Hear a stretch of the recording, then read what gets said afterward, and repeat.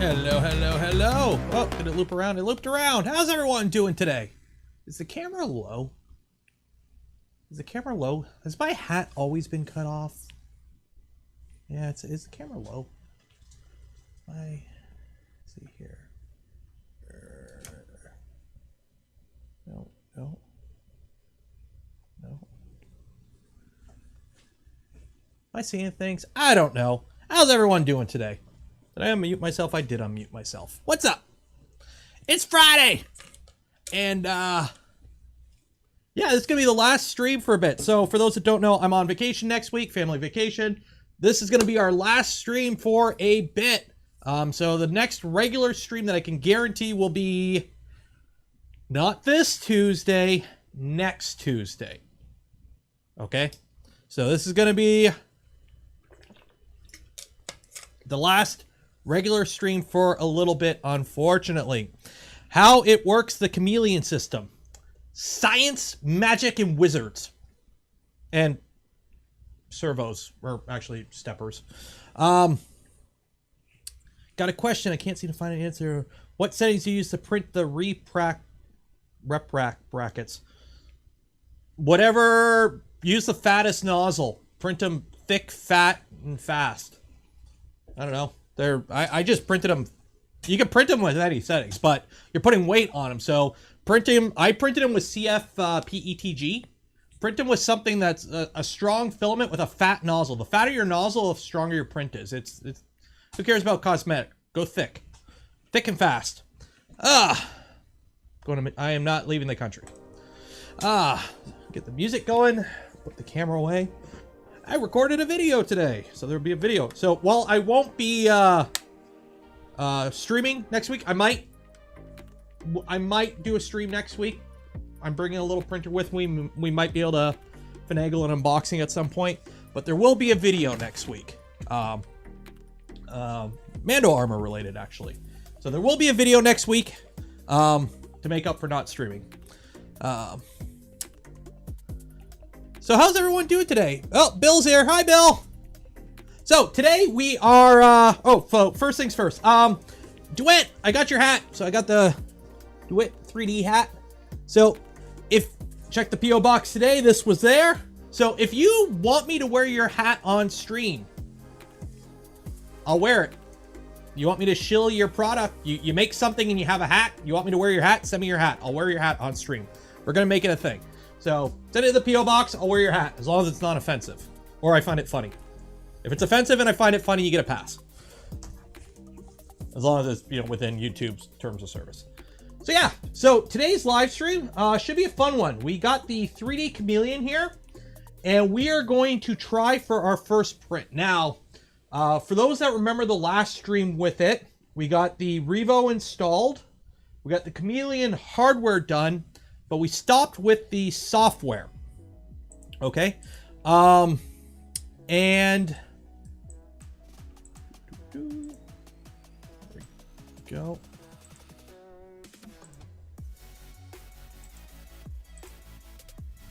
Where is the, there we go. So we had it all set up here, where we had basically the hardware done, but none of the software done. So today we're going to do a test print. Now, what I did was off camera, me and Bill, I kind of messaged him one afternoon, and we spent the afternoon making sure I basically wasn't going to completely mess up everything. So I went through, I got all the software stuff set up, and to be honest, I overthought it. I do that a lot. It wasn't actually as bad as I thought it would be. But basically, let's go here. If you are doing this, this depends on your printer, okay? Because there's something fall over. Oh, that fell over. Like, what the heck was that? Basically, I was overthinking it. So, where is instructions? So for the Prusa Mini here, he has a video on how to set it all up here, because there's a whole post-processing script that you have to install with Prusa Slicer, and it's actually not hard. Basically, you just follow this video, and the video itself is linked on the instructions on the Thingiverse page. Add. So here's the video. If you go to the Thingiverse page for the 3D Chameleon, there's a video linked right here. Basically, just follow this video, do what Bill commands, and it will work. The only difference is there's a few points where you have to install Python. And as you can see here, it references like, oh, install Python 3.9. And when you go to like enter this line here that you just copy and paste, you have to enter, you can't do, 3.9 is the old version. There's a new version of Python, so you have to update that line to whatever the version of Python that you install is. So other than that, the software is actually really easy because all it is, it's a post-processing script. So once you see, audio is a bit loud. Oh, wait 1 second here. Shoot. Did I? No, the audio shouldn't be loud. I am clipping a bit. Drop it a little bit. I don't know. Does that sound okay?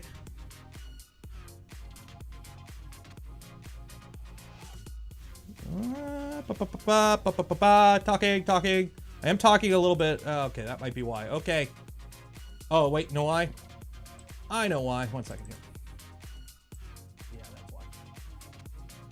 There we go. Okay, bump you back up. There we go. Okay, right about there. There we go. I was recording a video, so I messed around with my settings. There we go. There we go. There we go. Should be better now. Does it sound better now? It should be a little bit better now. Okay. So yeah, basically follow this video, and all it is a post-processing script for this, so that basically you slice everything, and when you slice it, you know how like you install some funny software that you found on a website, and then next time you turn your computer on, that little window screen pops up for a second, the little command line, and you go, uh-oh, what did you do?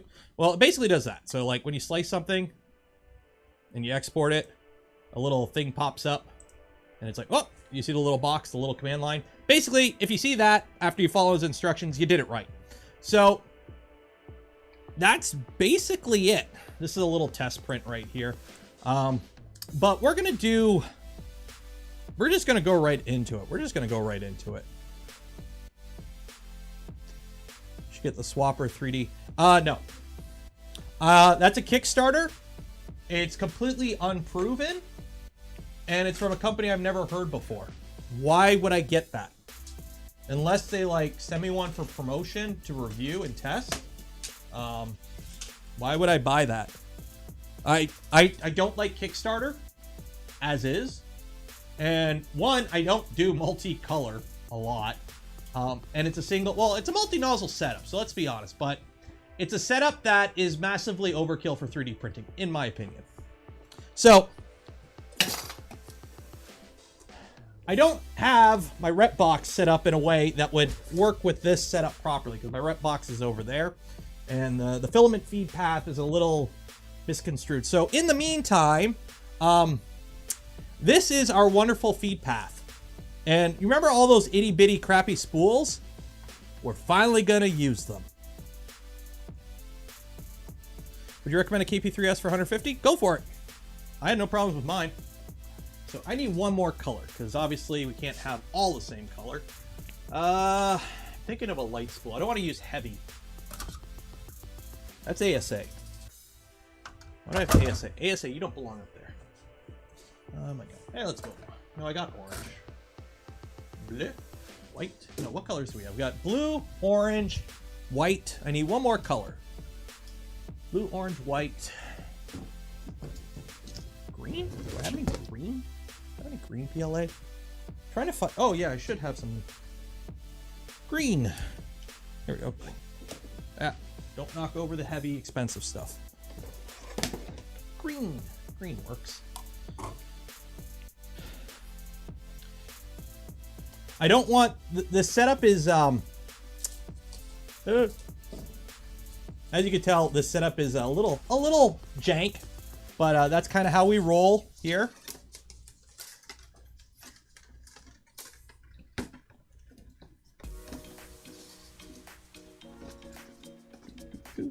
So, this is actually a pretty easy system once you kind of figure it out. Now, as I said, I got it set up with Bill. However, I haven't actually printed anything. All I did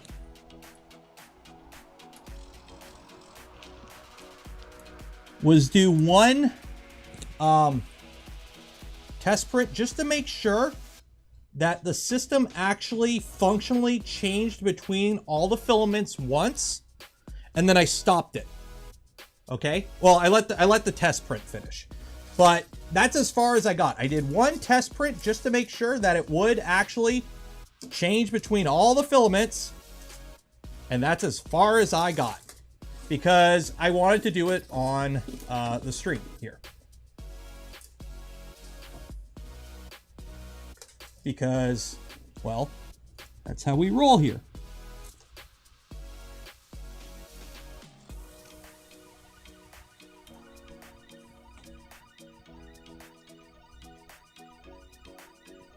There. Okay. White. Is this going to jam? Probably. But, as some great warrior once said, YOLO.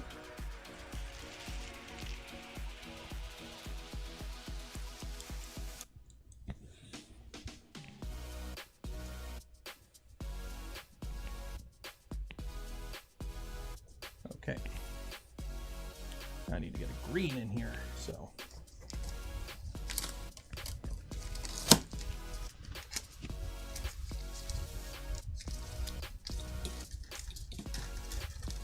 Ah, you go away.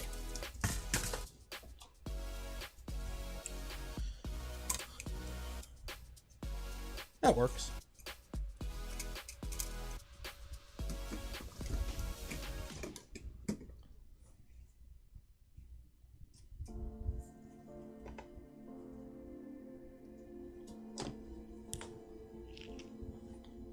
So make sure you have this set up in a way where you can see the filament in easily.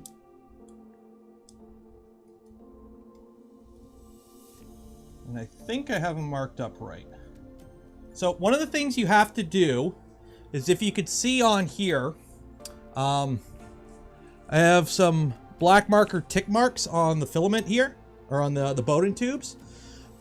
When you set this up the first time, you basically have to estimate where the filament park position is at, basically just kind of YOLO it. And then after it does its first print with that color, it will retract it. And then wherever it retracts it to, make a mark on the Bowden tube. And then that way, when you load it in the future, you load it to that position so that it always is in the same position. One of these might be off though. So it is what it is. We'll have some fun there. What else? The colors are, you have a bank of 4. So if you're looking at it from the front here, so you see here, you got 1, 2, 3, 4. So you got, that's the colors. So this is color 1, color 2, the white is color 3, green is color 4. Okay.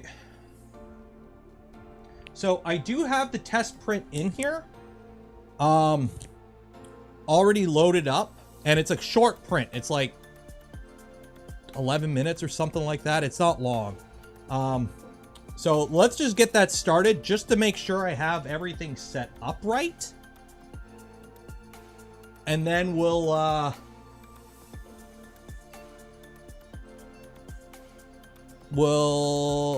go right into it, I guess. So one thing you have to do is, because this is an add-on system to an existing printer, the Chameleon doesn't talk to the printer, okay? So on startup, before you print, you have to home it manually, okay? You have to make sure you manually home it, okay? Because if it's not homed when you start, your colors will be off throughout the print.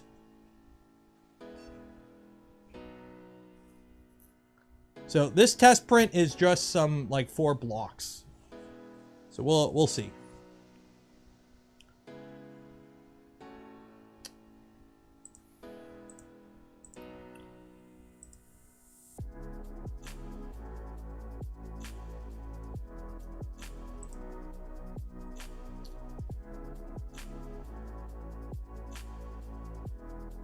Bowden tube. Well, here's the thing. If you were running this in a setup that was a direct feed setup, it's actually simpler to set up. The way we set this up on here is the most complicated way to set up the 3D Chameleon, because the 3D Chameleon is also acting like the extruder in this case. If you were to set this up on like a Voron or any other direct feed toolhead system, the setup would be simpler. Or if you're using the existing extruder on your existing setup, the setup is simpler because all it does is just the filament change at that point.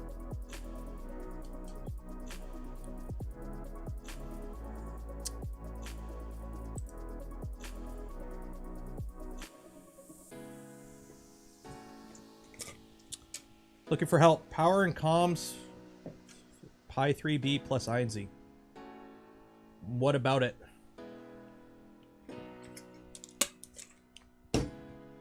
What are you trying to do? So while it's doing that, let me find a an actual print to try. Because basically it's just I got concerned about the one filament here where its park position is, because I think I jammed it up pretty bad when I did the original print. So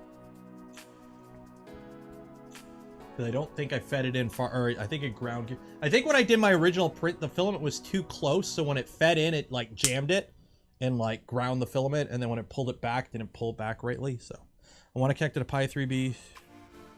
Okay, well, it'd be the, as though it's a Pi 02. Like, are you talking through like you just want to use UART? Because a INZ won't power a Pi 3B. It doesn't have enough oomph to power it. So you can only use it over UART. What you can do, you would just use the same pins essentially, minus the power pin. So you would use TXRX ground. So, does it work with Clipper? Technically it would, because this, you could either have this programmed. So the operation of the Chameleon, it's just 2 stepper motors. It's 2 stepper motors and some code. So you could theoretically add a 3D Chameleon natively to Clipper and just have it work normally within your printer. But the way this is designed is it's mainly designed so it's an add-on to an existing printer that is basically requiring 0 modification. So for example, this is not a Prusa, but on a legit Prusa Mini, you cannot modify the firmware on it without voiding your warranty. But this would work with it because it uses the limit switch to do the filament changes, which is all handled in G-code. This is an add-on system that basically doesn't change your printer at all software-wise. However, if you want to play around with your software, you can easily add the code to make this do its thing to Clipper as a macro, essentially. It would just be a Clipper macro. When it calls out a filament change, just run the macro to change it to whatever tool you want to run it to. So.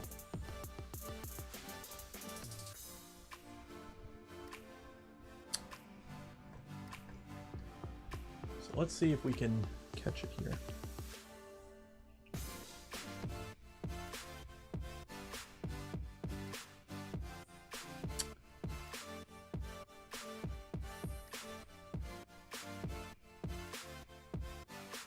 Okay, so it'll go to the middle, and then it'll home and do the filament change. Okay. So it's loading the filament.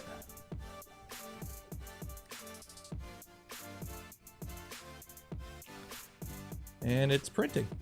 So it's printing with the blue. So the blue is color 1. Thomas, ARS 10. Cheers. Thank you. Appreciate it.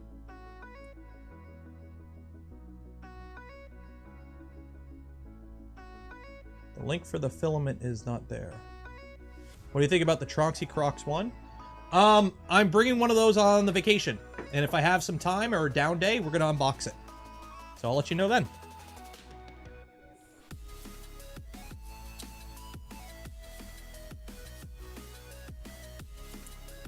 Wolfenmod, member for 17 months. Jeez, I can't believe it's been this long. Good evening. Thank you for your videos. Enthusiasm. Come a long way since the mute build videos. I talked. I just wasn't as enthusiastic as I am now. But yes, it's come a long way. Stay safe. I will.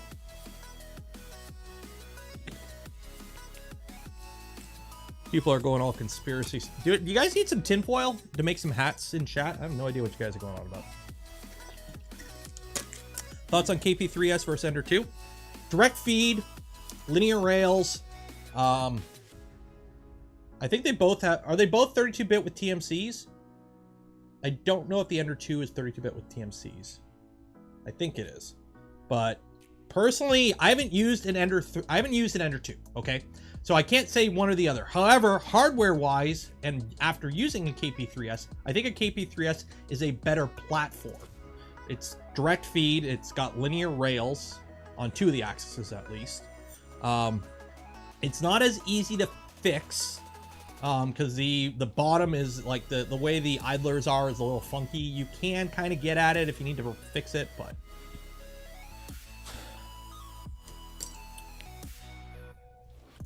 let's try the multicolor Benchy. I don't think I've ever printed the MMU Benchy.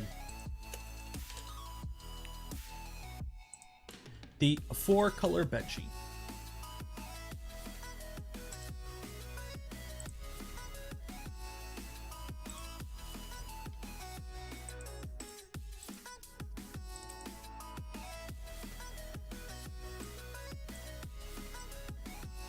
Okay, so in this case here, color 1 is blue. Okay, color 2 is orange.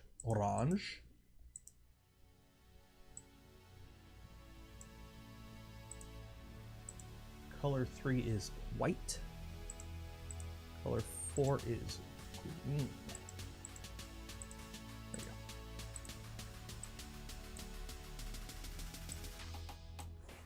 That is, oh, what? There you go. That is a horribly colored Benchy. But that'll do. That'll do, pig. That'll do. If all the colors work. This is really slow. What are our print speeds at this anyways? Because this is a 3D Chameleon, or this is the standard Prusa speed. Oh my god.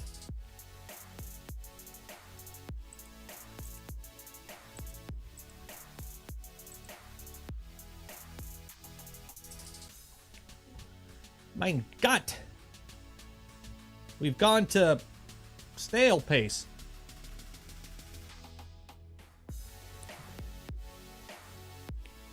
Let me just print my Benchy.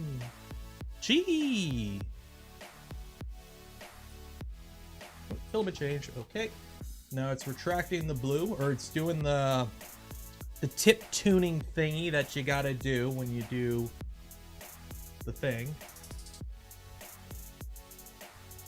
I don't know why it's going really slow pulling it out right now, and then it pulls the whole thing out.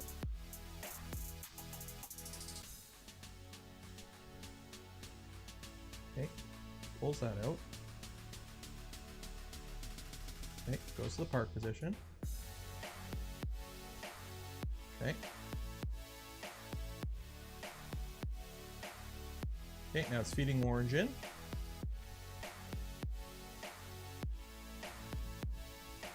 And it's doing the purge. Okay.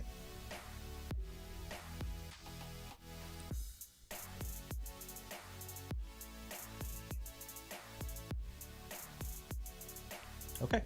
So let's fix some of these speeds up, because as the a great poet of yore once said, "Ain't nobody got time for that."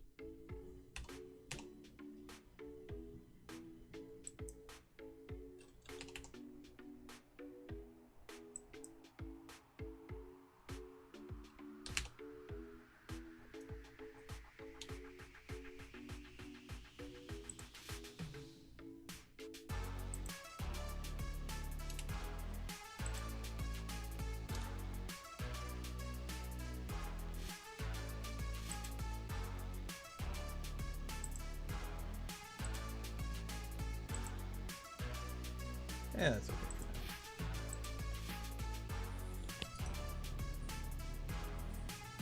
Still slower than the ERCFA.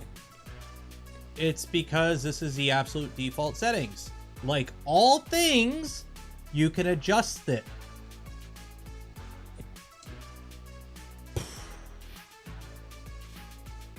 It's hardware. Default settings are conservative. You can always speed it up.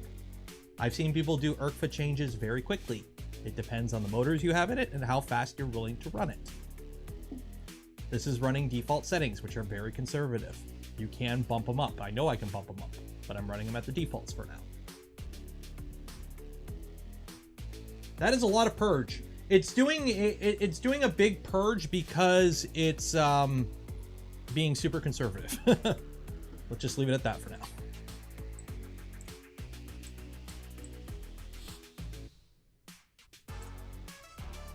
Just using Marlin? Yeah, it is. This is, or whatever the Prusa Mini. This is default Prusa Mini firmware. Yep. Start with defaults, make sure it prints correctly, then tune it. Always start with defaults. Always.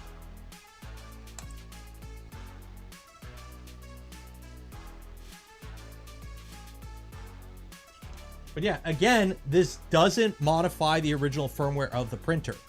So you can literally take one of these and strap it on an original ANET A8 and it would just work. Because all the filament change stuff is handled by the post-processing script that's attached to the slicer that you install. Default not. No, we actually installed the legit Prusa Mini firmware on here on the stream.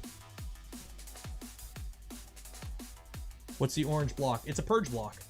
When you are printing, so here's the downside, okay? Multi-material sucks, okay? There's no way to do it right, okay? So either you spend money, time, or waste. No matter what you do, you're gonna be dealing with that. Do you not want to spend a lot of money? You're gonna be dealing with time and waste. Do you want to spend a lot of money? Or you don't want a lot of waste? You're going to spend a lot of money. There's different setups. So on setups like this, or the AMS, where you have, or the ERCFA, the Enraged Rabbit, where you have a single nozzle, you are feeding multiple materials through the same nozzle. One, you have to use the same material. Now, technically, yeah, you can change the temperature between materials.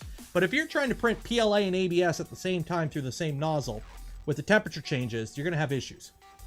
So in reality, people, oh, it's a multi-material. It's a multicolor setup. You really should be running the same material through. You have issues of cross-contamination. Are you trying to print PLA and PVA for dissolvable material? Well, you got to purge the crap out of it, because if you don't purge enough and you get some of your dissolvable material and your non-dissolvable, or vice versa, when you go to clean your print and post-process it, you're going to have a bad time. So you have to, or you're printing a color, white and black. Where are you? If you're trying to print something black along with white on the same layer and you don't purge enough, you're going to get bleed through. Okay? So anytime you have a single nozzle setup, you have to purge. And purging is wasteful. It's very wasteful. Horribly wasteful. But it's the cheapest, easiest way to do multi-material. Now, if you don't want to purge, what do? Well, you have an IDEX setup where you have two tool heads on the same axis, usually on the X-axis. That's a good middle ground because you have independent nozzles so that each nozzle keeps its own filament. You may still want to run a prime tower instead of a purge tower. So just a little prime tower just to make sure the filament is flowing when you go to actually print, so you don't print for like a little bit of that first layer or the start of that layer. But with index or IDEX setups, you're limited to two nozzles. You only got two. So it's good if you want to do like support material and your normal material or two color, but that's it. You only got the two. Okay, now we should be doing white. here.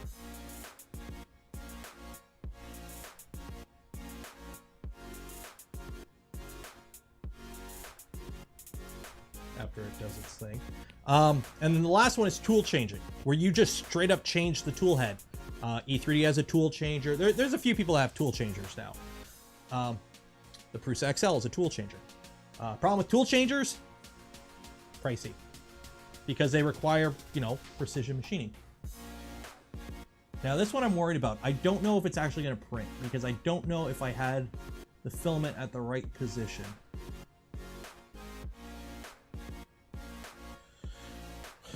Why did I choose the Prusa Mini for this, not the V Minion? Because there's already a guide for doing this on the Prusa Mini. Oh, I do have it in the right spot. Okay. Plus, that's one of the reasons, like, I don't want to mod the V Minion. I want to keep the V Minion as a V Minion. We got the not a Prusa so that we could mod it. Originally, I was just going to put a Voron M4 extruder on here. But then I saw the 3D Chameleon. I'm like, you know what? That's kind of cool. I want to do that instead. Yeah, plus the stock extruder on the Prusa was complete crap and didn't work. So it had to be replaced anyways.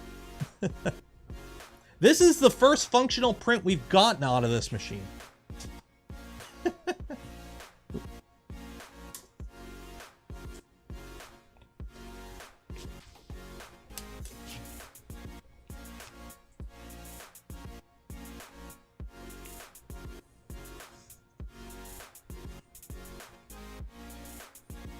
Which is kind of sad.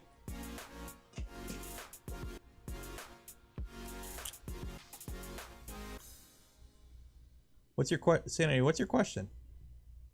Oh, can you confirm or deny the existence? I don't know what you're talking about. You guys are crazy. Like I told you, I can get you some tinfoil if you need it. Noted in Discord, but DigiKey is shipping Pi 3Bs. There you go, Patrick. Thanks for the 5. DigiKey got Pi 3Bs. Go get them.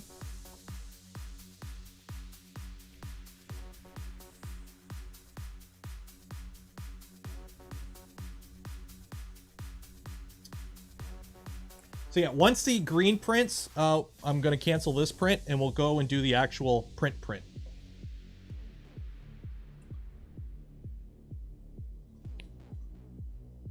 Thoughts on using a V-Minion stock bed for squaring the frame? The bed's kind of small on a V-Minion. Go get a granite piece. Go get a piece of quartz or offcut or something.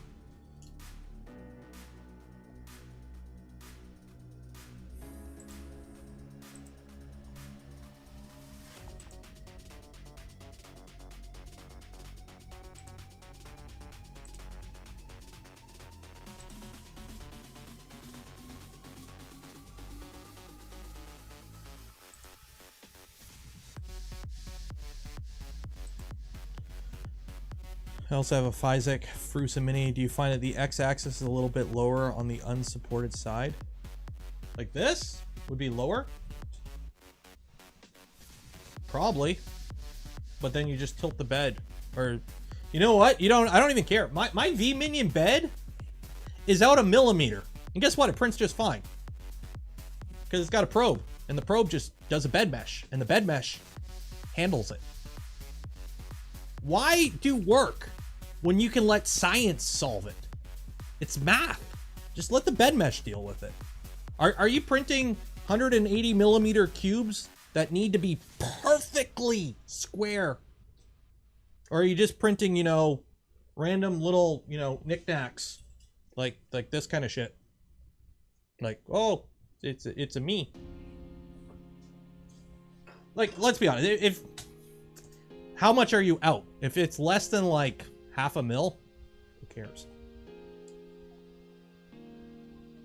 Your layers will stack straight. Yeah, they will. Why wouldn't they? It's called fade. You go into your settings. There should be automated. Your bed mesh, the way your bed mesh works is it does a bed mesh. And as it goes up, it fades out the bed mesh over, I think Marlin defaults like over the first like 10 millimeters, if I'm not mistaken. It's been a while since I've looked at it. But it fades out the bed mesh. But your gantry position here And up here will be the same. So if your gantry is always like this, okay, so perfectly straight like this, exaggerated, it's tilted, okay? If it prints your first layer like this and it just stays like this throughout the entire print, how will it come out? It will always be the same. Do I think pellet printers will be the future? No. No. They're way too bulky, way too heavy. They are not home user friendly. They're more finicky than FDM setups.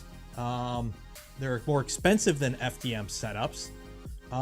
For larger semi-industrial commercial scale sizes, sure, but they are not the future. No, they are not the future. Racking.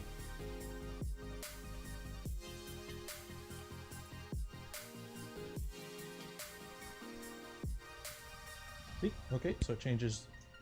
So you see that it does 4, and that brings it to tool 4. So every time it clicks the switch, that's what tool it wants.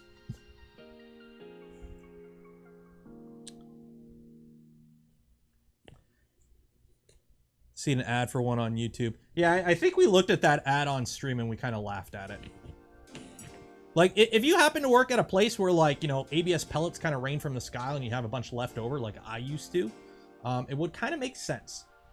Because let's be honest, ABS, like pellets, is cheap. We're talking like $1. Well, I don't know what the price is now, but I know at one point it was like $1 a kilogram for like some of the cheaper stuff.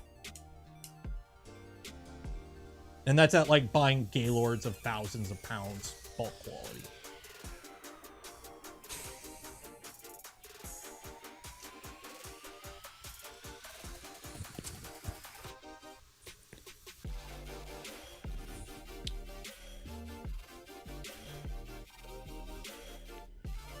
The thing is, making filament, it's not as easy as people think. I'm going to be doing a video with Replitech in the future. I don't know when exactly. I got to work out a scheduling thing. But TLDR, Replitech sells recycled filament. They make recycled filament. I have some somewhere. I don't know exactly where I have it. But it's not like it's ground up benchies. When you buy recycled filament from a filament manufacturer, it is not ground up benchies. It is literally just like filament that didn't make the grade. It's still like basically virgin filament. When it comes to plastic recycling is absolutely horrible and inefficient as all hell. There's a reason it's not worth it. It's better to reduce your consumption of plastic than it is to try to recycle your plastic, because most plastics can't be recycled because you don't know what quality of filament, like if you're doing home extrusion for fun, yeah, okay, whatever. But like if you're trying to sell and keep quality of, like, we're going to mass produce recycled filament. I'm going to open a shop. Everyone send me your benchies. I will grind them up and I will sell that filament. Trying to do that would be maddening. Absolutely maddening, because you have no idea the filament that was used to make those benchies. You have no idea of the base resin. You don't know any idea if it's contaminated. You have to ensure that, are you using PLA or is it a PLA blend? Do you have some PETG in it? You got some ABS in there? You got some ASA in there? You got some, who knows what else in there? Oh, those benchies were on the ground. Is there some oil in them, some grease? Trying to clean it all up, sort it all, and all you have is, tell me what plastics this is. Go. Okay, do that a million times. And then grind it up, and then consistently extrude it to maintain quality and standards so that the filament always prints the same. It'd be insane. It'd be absolutely maddening.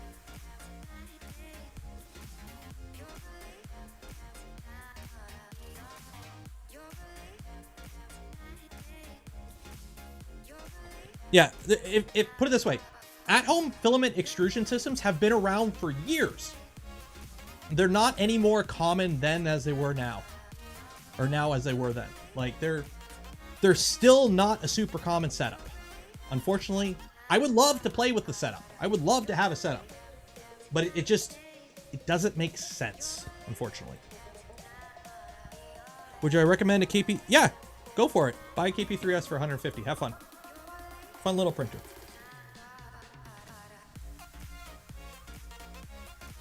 Thoughts on the BTT Manta series board? It's a 32-bit board with TMC drivers running Clipper. It'll be the same as every other 32-bit board with TMC drivers running Clipper. The only difference is it has a controller built into it. So it saves a little bit of room. Other than that, your printer will behave exactly the same. Bacteria evolving. Wasn't that like the main plot of Metal Gear 2? Was trying to like save a scientist who developed like some bacteria that... So I'm going to do the super easy thing, and when it does the filament swap, I'm going to turn the printer off. And then we'll judge. I did clipperize the KP3S, and actually, when I get back from vacation, one of the things we're going to do is, because they want me to try it out, we're going to try and use the FL Sun Clipper controller on the KP3S and see if we can use this, how this works as a standalone Clipper controller. Because they actually reached out to me. They kind of want to sell those by themselves, and they want to know how it works. So we'll see. We'll see. DFH gifted 5 community memberships. Cheers. So that'll be something we'll be doing when I get back from vacation. Same, we're going to be playing with Toasty too when I get back from vacation. We got the Ultim. We'll be printing with it, or trying to at least. We'll see how that goes. Okay. So I'm going to let it do its filament change here, and then we are going to turn the machine off.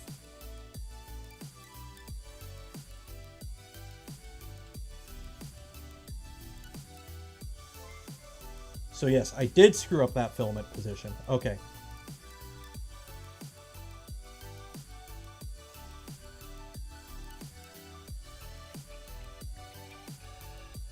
So I gotta fix that.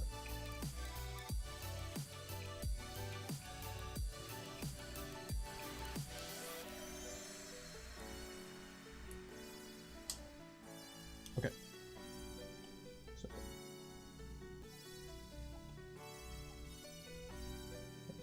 Get the SD card out. Print it back on. This one I gotta fix. Okay, so. I was right. Oh, no. Where's my paint marker? Paint marker. Paint marker. Where'd my paint marker go? Okay, I'll just use paint. When in doubt, just use paint.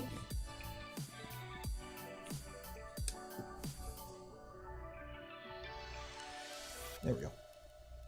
That'll work. Okay, so I gotta fix white here.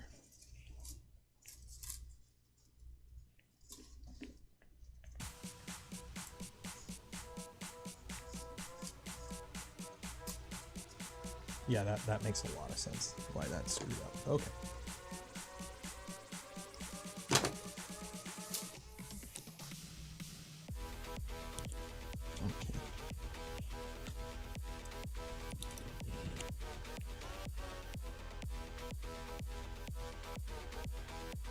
There we go. That makes more sense. Okay, so for those wondering, there is our first print.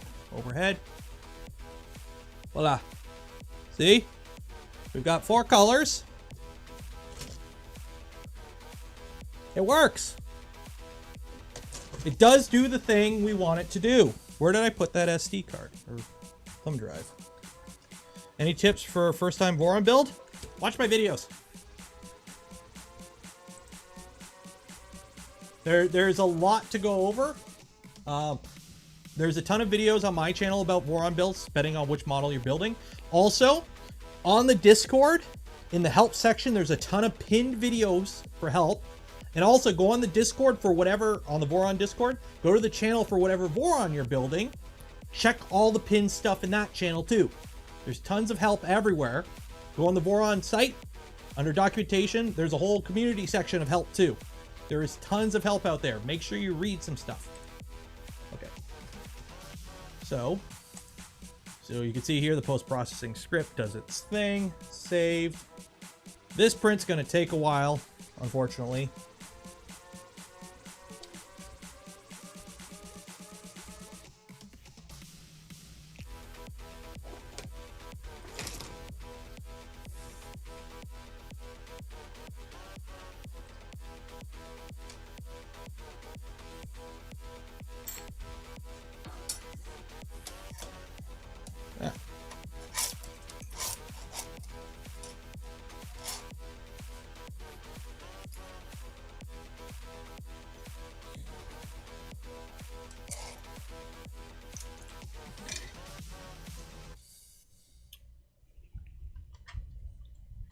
You know what?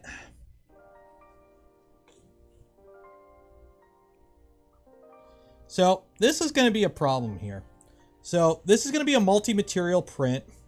Where is return? Settings, access. So this is going to be a problem. So we're doing a print here. That's going to be way too high. Way too high. Stop. Stop. Where are you going? Are you gonna cap out? Okay, good enough. So this is gonna be a problem. So we're gonna be doing a print here. We got a 0.4 millimeter nozzle, and just doing that test print there, I've already kind of noticed that some stuff is sticking to the nozzle, and I'm worried about the booger issue, and it's got a Revo. So to make things simple, let's see here. Is that still hot? Yeah, 80. I can touch it. Missed the spot. Yeah. So let's see here. Yeah. Ooh, that's hot. Cool. So yeah, so we've already got. Yeah, this nozzle's. I've used this nozzle for a bit. Let's see here. Focus. Hello, are you gonna focus? Are you gonna focus? There you go, focus. So yeah, this nozzle has had a little bit of wear. Well, not wear. It's just it's been well loved. It's been a bunch of printers. It's got some gunk on it. So let's put something a little shiny and new. Although actually the obsidians aren't that shiny, but it should help some stuff not stick to it. So we'll try that. Put that in there.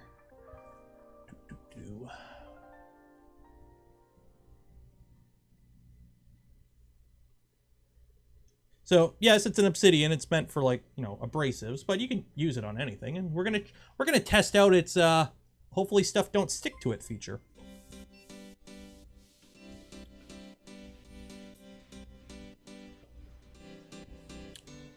Brian 20, cheers. Your videos were very helpful in me building a V2 and V0 over the past couple of months. Thank you. Happy to help. Way to flex. Nah, flexing would be showing that I got 2. 0.6 is going in the LDO V0. Actually, let's put that in there right now. So if you haven't seen one, there's an obsidian. So you can tell an obsidian because it's got a copper heat break versus brass. And it's the steel core with the DLC coating. Or the steel insert DLC coating. Basically, this shit hard. So this we'll put in here. Because I don't think I have I don't have a nozzle in there right now. Oh yeah, this guy definitely needs a little bit of love. Where is the hole?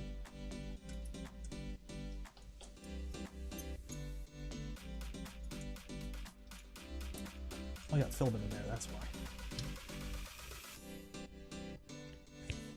Come down.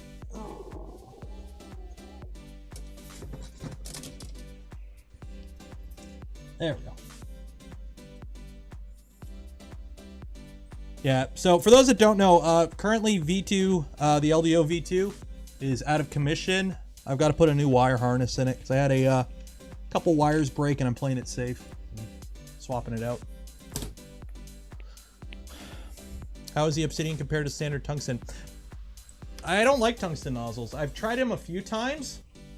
I think it was I can't remember which ones it were. They might have been the TL ones.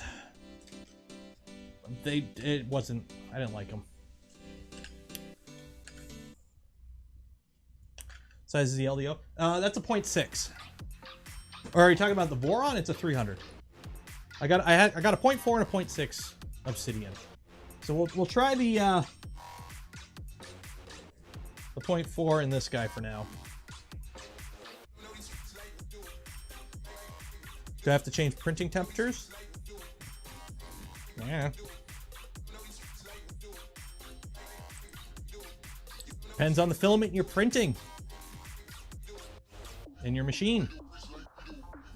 In the environment. Put it this way. I use the exact same profile for printing ABS on every one of my machines, regardless of what hot end they have. 260, 110. Send it. It works. Doesn't matter what ABS either. I use the same slicer profile for every type of ASA ABS print I use on pretty much 6 of my machines. Doesn't matter even what. I don't change temps for brand. Nice hat. I know it's actually, you know what? It's a nice comfy hat. It's funny. They all use the same hat manufacturer. I think, where's the tripod hat? Yeah, it's Yupong? Yupong. Yeah, it's Yupong. Where's my hat? Oh no, it's upstairs. But yeah, they all use the same, it's all the same Chinese hat brand. 260, wow. Yeah, I print hot. Better layer adhesion. Lower the life of the magnet. Not really. I don't know.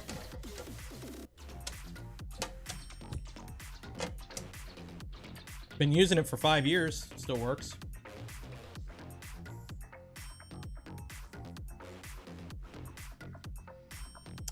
I kind of know when they're getting released, but I can't say. I will just say soon. So while that's heating up, if you haven't had the chance yet, enter to win some Polymaker filament. Link in the description. Give away a spool every stream. Some good stuff, some good printer chow. I like it. If you want to buy some, there's also a link in the description. Helps out the channel as well.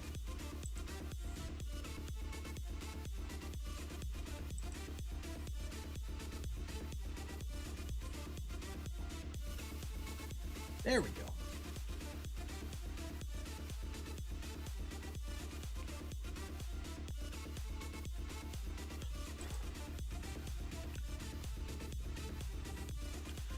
John, whenever I figure out some actual artwork for it. Because the stuff I used on stream yesterday was literally, like, clip art.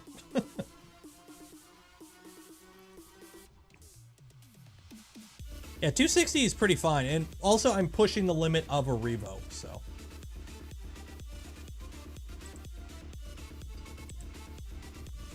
Let's change it up. What do we got? We got the EDM right now. Let's go back to this thing. We haven't done synthwave in a while.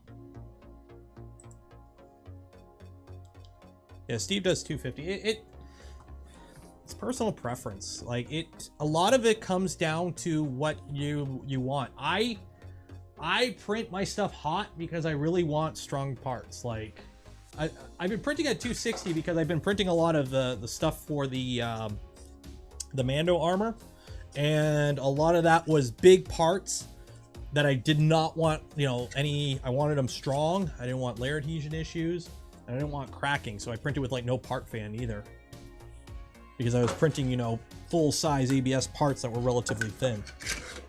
It just personal preference. So like, just because one person runs profile A and person B runs their machine in profile B, run what you like. If you find something that works for you and it works, just do it. Oh shoot, I didn't reset it.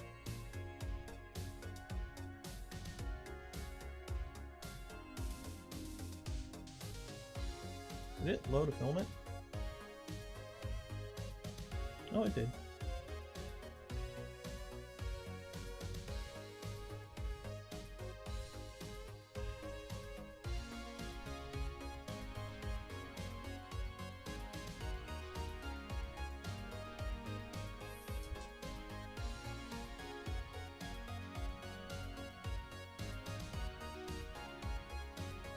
Manufacturer recommendations.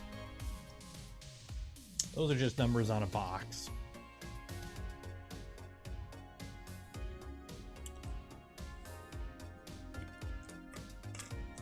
No, I can't remember if I homed the thingy before, but I think I did. Oh, I did. Yeah, I did. I did home it. I should be doing it. Let me check. Let me just double check. Yeah, because it prints blue for quite a while before it switches to doing other stuff. So, how do you print ABS with no part cooling? Always curls like crazy with no part cooling. I don't know. I just do, and it does. I don't know.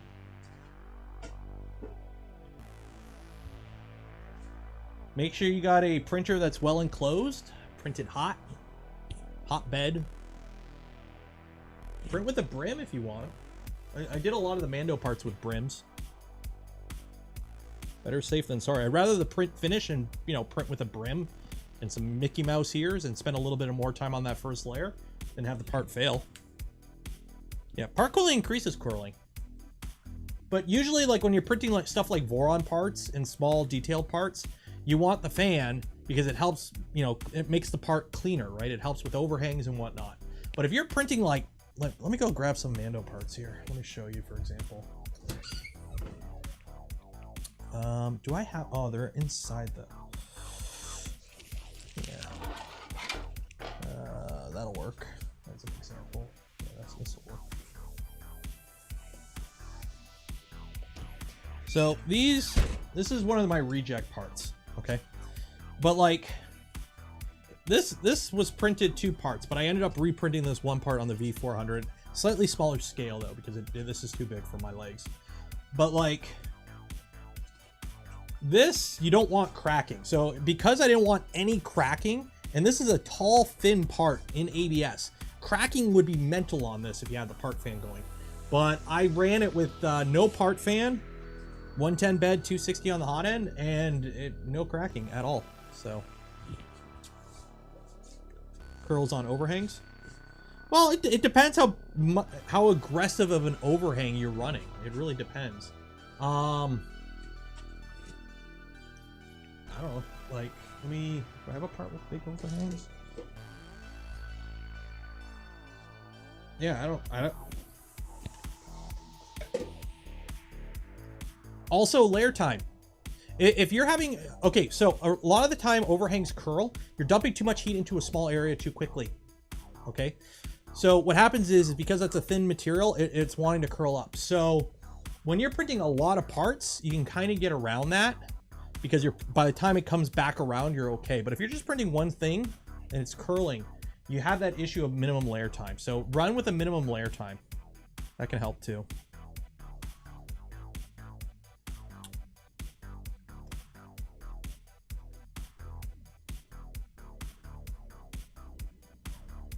Use overhang test to find yeah, it depends a lot on your material too, your machine.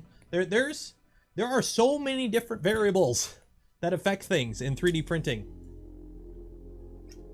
And then once you start going down to self-source machines, like I have a Voron V2. I'm sure many of you in chat have a Voron V2.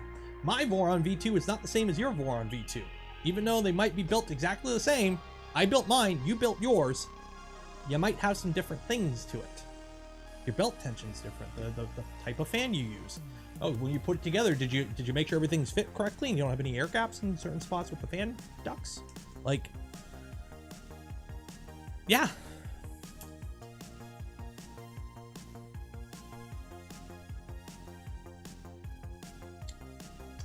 The layer heat is good. I really don't want that first layer failing with this. For your Revo setups, just in general, what do you keep your volumetric? I think 15 or 16 millimeters cubed a second is what I cap it out at. Oh yeah, the Sparta 3D ABS is really good. I've got several. I got a good chunk of the stuff around, but the problem is, like, I haven't been printing a lot of it lately. I've been doing a ton of ABS printing. The thing is, I haven't been doing a lot of the stuff with the Sparta because the Sparta stuff I have is all fancy sparkle ABS, right? And if I'm doing, you know, some fun, you know, if I'm printing something that I'm going to paint, I'm not going to use the fun ABS on it.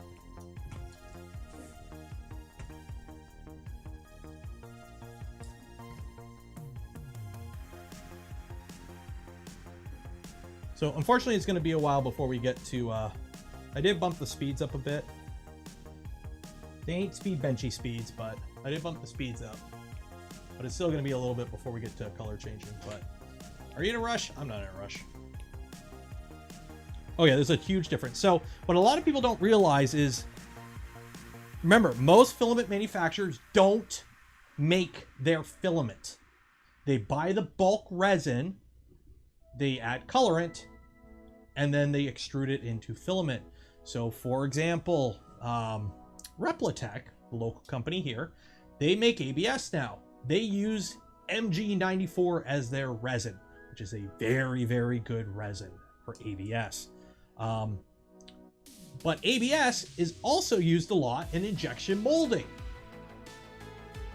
It's probably the most commonly used plastic on the planet is ABS. So, or one of the most commonly used plastics on the planet is ABS. So because of that, there are tons of ABS resins that are formulated for injection molding. And because it's so commonly used, they're cheap.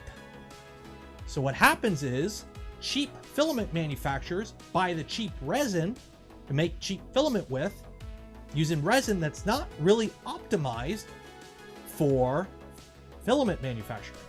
MG94 resin, if I'm not mistaken, and someone correct me if this is wrong because I've heard this before, was originally developed specifically for Stratasys, for filament manufacturing. When FDM was like invented or patented or whatever by Stratasys. Like they went, hey, we're making these machines. We need plastic made specifically for these machines. MG94 was the result of that. It's good shit.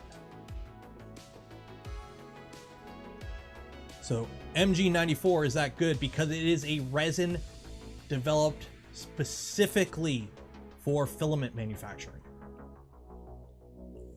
Why is it not purging? Because it don't need to purge. It only purges when it switches colors, and this Benchy doesn't have a color change until we get up to the boat. Is there a list? Probably not.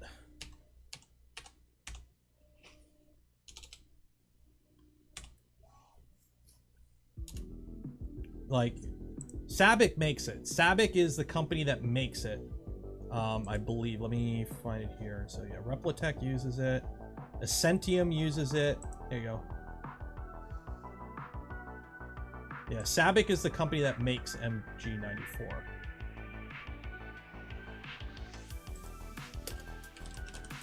So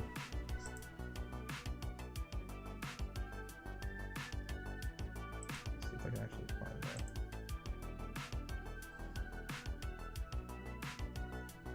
Sabic MG94. But yeah, it's like really good. The Speed Benchy folks were using a lot of MG94 in their Speed Benchies. E3D uses it. Does E3D sell filament? It's been a while since I looked. Have you tried the new Prusa slicer? I have not yet. I'm going on vacation next week, so I'm not really fiddling with much before I go.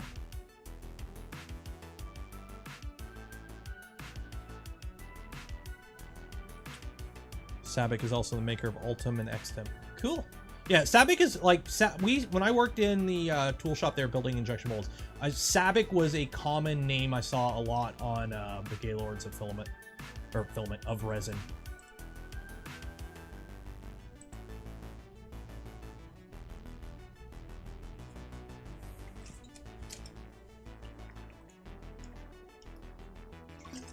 Thoughts on the positron?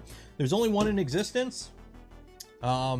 When kits are available, I may build one. But until then, it's a cool tech demo.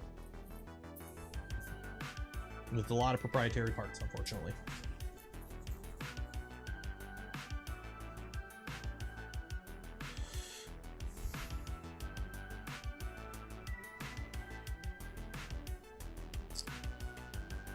I've never played with Xtem, so I have no idea. I've never played with Ultim, so I've got a spool of Ultim right here.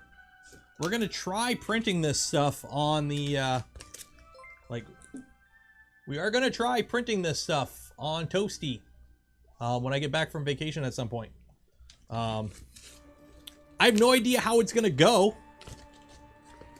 Probably not well, but we shall see. No Name Extra, $5. Cheers. Started building the frame. Outside is squared, but inside has a tiny wiggle. Should I redo it? outside is square, but inside has... How do you have the outside square, but the inside not? Outside is square, but inside has a tiny wiggle. It's a square frame. It should be square. What? I know it's open source, but just because the design is open source, there are tons of the parts that have to be manufactured. And no, I'm not on the Discord. I'm assuming people have built more by now. But it's not, just because the design's open source, I can't go on Alley and just add all the parts to my cart and build it like a Voron. Everything on a Voron, there's no custom on a Voron. You can build a Voron without having to do any custom components, besides printed parts. The positron uses a lot of stuff that needs to be machined. I do not have machines capable of machining said parts. Ergo, I can't build one. So yes, it's open source, but a lot of the parts are limited in the way you can get them. So I'm personally, I have nothing against that way of designing. It would have been cooler if the machine was released in a way that you didn't have to rely on custom components.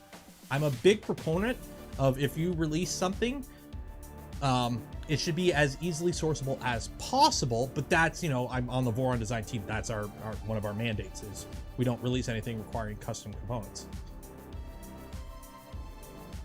Priced out kits by, yeah, some of the stuff, like I think the wire, the type of wire it uses for the drive is not common and not easy to get.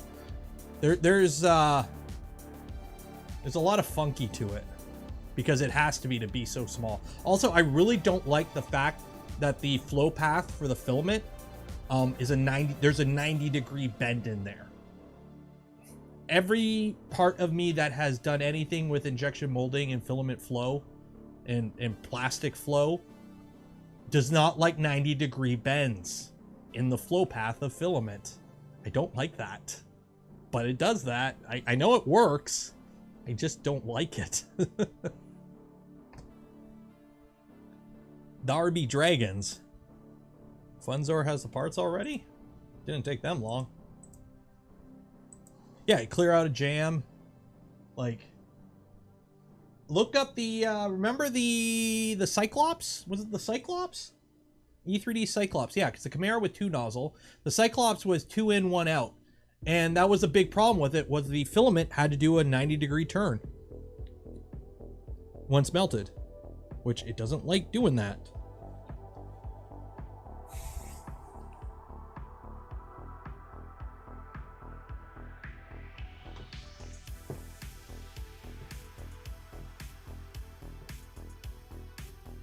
Would you build a VZ bot when LDO makes a kit? I've been talking to Vez. Apparently he's making he's gonna get me some parts. Cause I'm gonna be, if I'm doing a VZ bot, I'm going all in, like metal parts and like all machined and whatnot. Like I'm going all in. And the plan is, I think, a 235 all-wheel drive. Last I talked to him, so he was still trying to get everything together. So I'm like, I'm no rush, whatever. But it is in the works. A VZBot 235 all-wheel, I believe all-wheel drive is in the works. So I don't know about the LSD, the long schlong. Is it seriously called the long schlong dong? Oh yeah, I'll put it in the garage, bolt to the floor.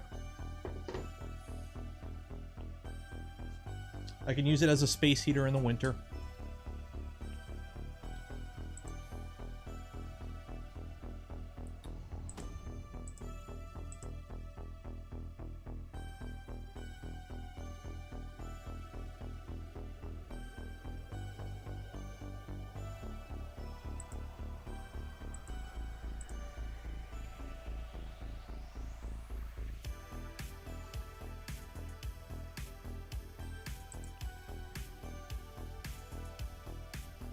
Is it water cooled? I don't know. Personally, I'm not a huge fan of water cooling in 3D printing. Unless you are seriously doing stuff like Ultim Peak and like you need that, you're basically cooking in or printing in an oven. Water cooling, I think, is kind of overkill. And personally, I don't like water connection. I don't trust water connections flinging around at those speeds. especially above high voltage beds. But that's just me. I know how much people cheap out when they're building 3D printers, and I don't trust people not to cheap out when it comes to the water fittings, put it that way. It's like the reason we don't allow heated chamber discussion in the Voron Discord. I know you could do it safely, and people do it safely, but people, I don't know what it is with 3D printing, but people cheap out. People want to be as cheap as possible with 3D printing. For the longest time with Vorons, before kits, and even now with kits, what's the cheapest kit? It was, how cheap can I build a Voron? How cheap can I build a Voron? Why? I need to buy the cheapest parts. So people with 3D printing are penny pinching, money grubbing cheapos. It just is what it is. That's why everyone buys the cheap enders. They're crap, but they're cheap. And we have a doggo here. Doggo! Goda! Hey! What's a good boy? What's a good boy? Oh, look how soft you are. So soft. Thomas, $9.99. Cheers to a tinfoil hat workshop stream on vacation. Oh, you got all nice and brushed. Oh. You are still shedding like mental. You are going to get fur all over the car.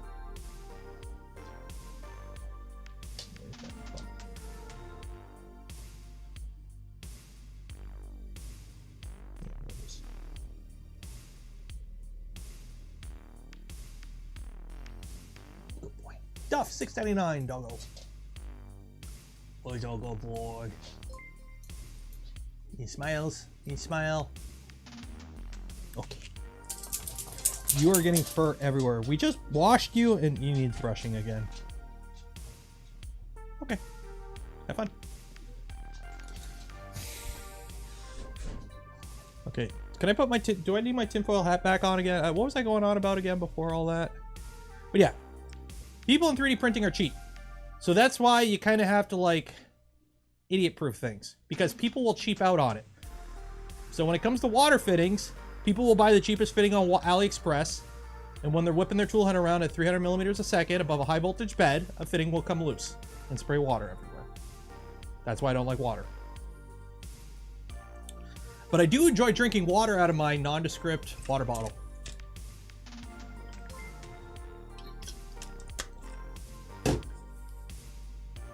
Revo high flow? Yeah, eventually.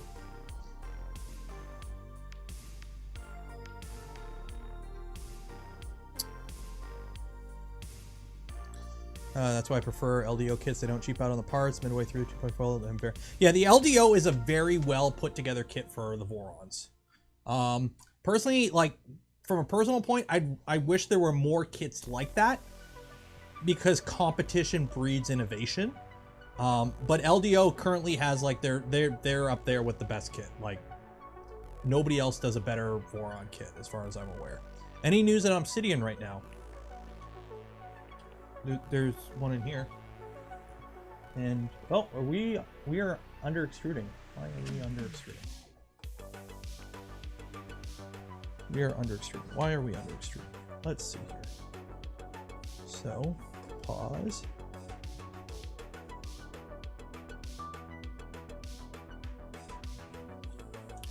PF Dennis gifted 5 community memberships. Cheers. Okay, let's see. Why did you stop extruding? We get a jam.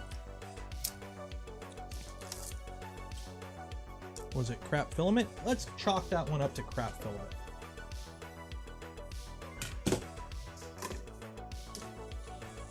Yeah, let's chalk that one up to crap filament. Try a different spool. Fix that.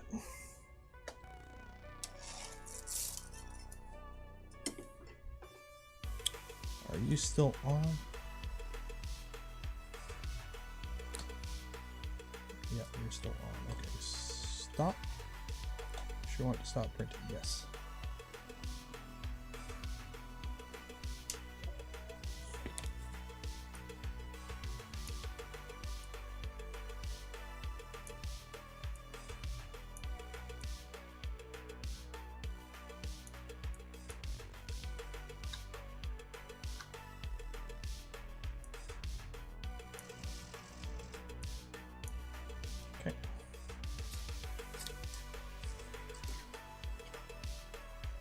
Yeah, it's some crappy filament. Crappy filament to the rescue. And by rescue, I mean ruining our fun. Benchy fail 1. Oh, it's the very first obsidian fail, guys.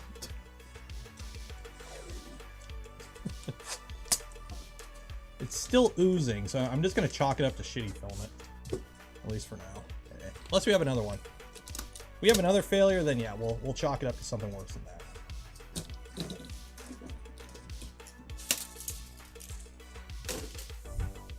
You know what, let's switch it to... No, that's ABS. Can't use ABS. What other filament? Because I'm trying to use light spools to try and like finish off some spools.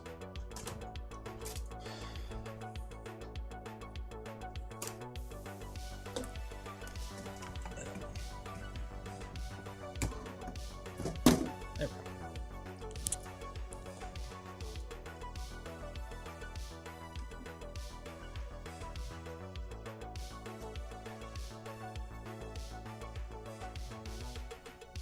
Okay. Where's green at? Oh, green fell out completely. That would have been bad.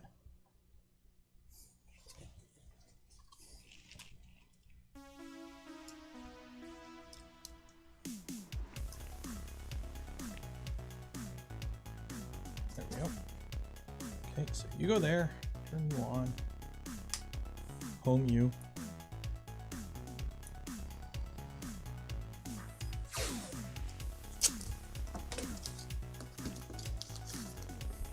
Oh, by the way, there's the Replotech recycled filament. Great.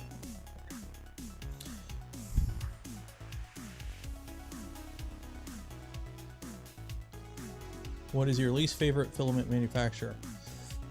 I don't buy cheap stuff, so I don't know. What's JO Filament? I've never heard of them. What's the tape for? To keep the metal rod that I have the filament on from rolling off the box of filament that I'm resting it on, because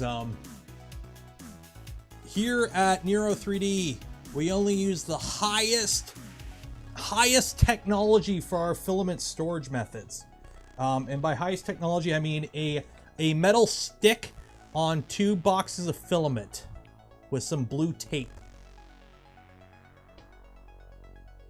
Because this is how we roll.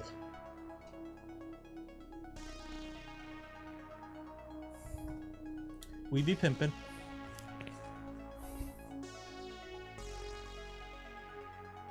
STL for this one.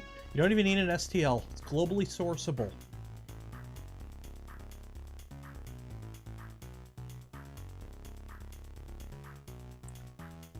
$380 viewers, 205 likes. There's... Is the like button broken? Desktop rep rack. I want to put one up here. Currently I have a big dead space on my wall here. I want to put a rep rack up here, but I want to get some metal pipes. I need to go actually get some metal pipes to do that properly. So I want to put an actual proper rep rack here so I can store filament and also feed from it. Here's XL on Voron. Or Voron next for me is Asian Wild plus fails. Oof. More doggo, more likes. The doggo was here. He's outside getting brushed right now. Print the pipe. I don't think that would work.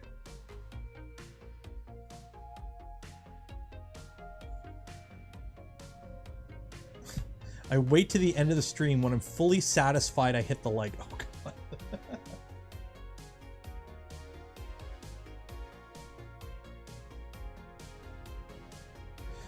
Okay, so for those that think this is janky, were you here when we were testing out the Enraged Rabbit carrot feeder for the first time?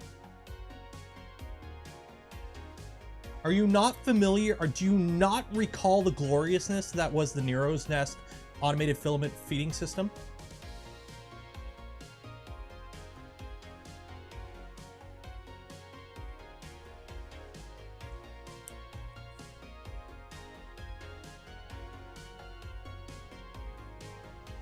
What really grinds my gears when people don't know. Oh yeah, you gotta make sure you have them in the right way so your your chains don't go all poofy. I was there. I was there when it was written.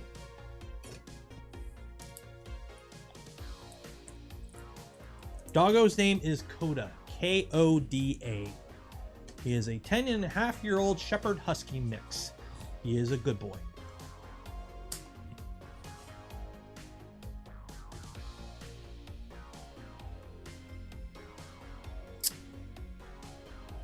Pre-tangle your PTFE upon request. No, well, when I get back from vacation, I'm going to go through this room and clean up a bunch of stuff and do a little upgrade. Because I do need to do a, like, room tour video. Because people have been asking for that, apparently, so. Ooh.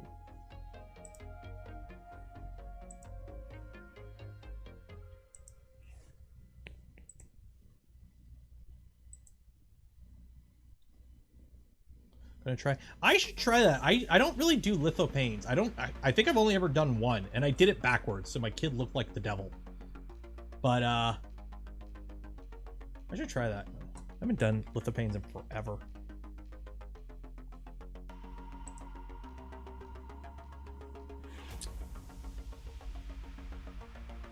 Coda from Brother. I think I don't. Coda has been around longer than I have. Okay. Coda is my wife's dog. She got him before we started dating, so he was already there when I showed up. Oh yeah, this filament's flowing a little bit better, I think.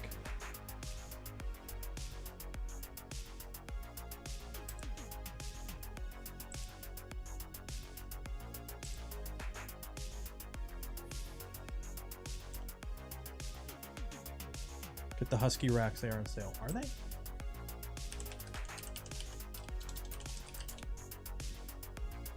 Well, here's the thing. I'm in Canada. Remember that. No, not just ski rack.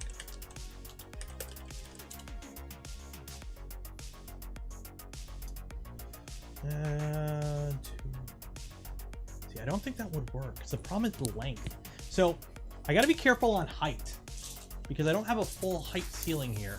So, for example, a lot of them I think are 77 or 78. It would be okay, 77. Yeah, I got height. The problem is length. How much length do I have here? So I can go to the wall.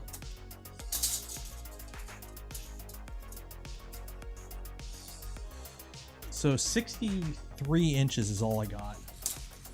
And then it's got to be, how deep? 24. Yeah. So I can do 63 inches by 24 inches because when I get back from vacation, one of the things is that I'm putting a rack here. So one that'll allow me to actually put stuff into the corner and put another tier of printer. So I'll be able to put the little printers out essentially. So it would be basically I'll have a lower tier of printers, a mid tier of little printers, and then a higher tier of like these guys would be up a tier. But like, for example, this one won't work.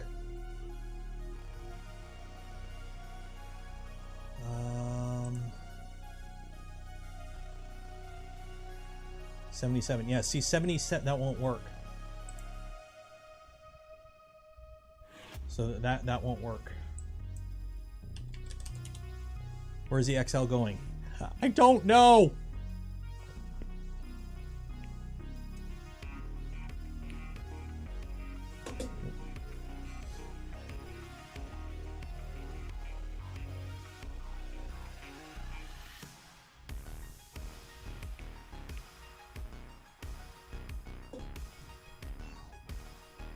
Oh, that first layer is horrible. Hopefully that sticks.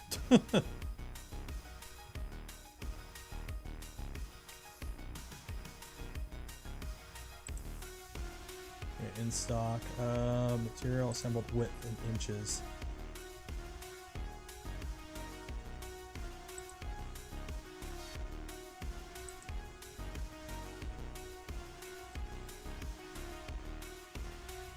It's height's not the issue, it's width.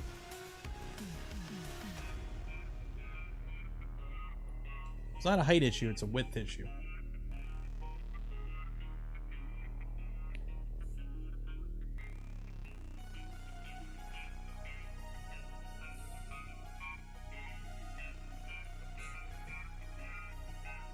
There. Happy? Send me the bamboo. Well, honestly, at this point, I'm tempted to move out the switch wire with the ERCFA because I don't use it. I don't use the Enraged Rabbit. I don't use the switch wire. It's basically once I get the garage set up, I basically want to have this room be the room of printers that I will regularly use, and filming, and that's it. And then all the oddball stuff and stuff I occasionally use goes in the other room. No, the rolling tool chest, that's where all the resin goes. And that's full of stuff. Where would I put that? Oh, I see you mean swap it around. I don't think that'll work. 45 inches. That won't work. Or no, that would work. I could put that there. And do a wall of printers there. I could do that. I could do that. Yeah, and do the shelf here along that wall. And then move that here. And then I'd have the wall free for stuff. I don't know. The problem is, like, I'd rather display the FDM printers than the resin printers, because the resin printers are boring and I don't use them that often.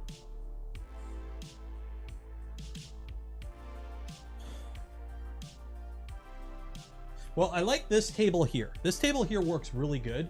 It's a heavy duty table. It's bolted to the wall solidly, so having like the X1 on it. And it's got plenty of room underneath. Like Tall Boy's got room under there.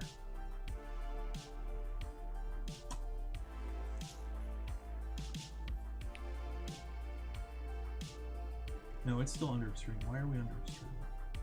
Why are we under extrude? Turn. Pause. Let's do ourselves an E-step verification, because we are under extruding like mental. Like absolute mental.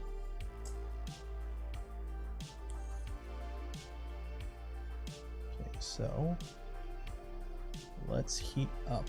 Return, preheat, PLA.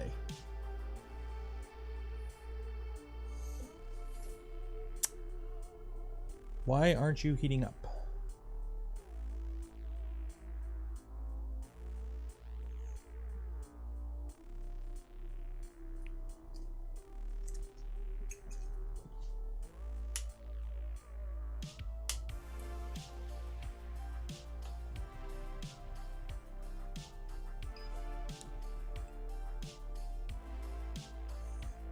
Okay. So filament. Purge filament.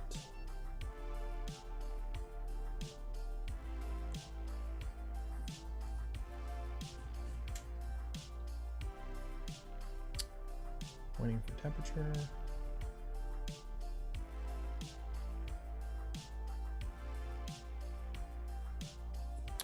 Let me double check here. Bruce is a fail champ.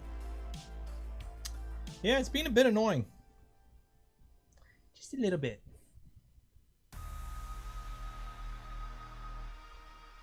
Did I PID tune it?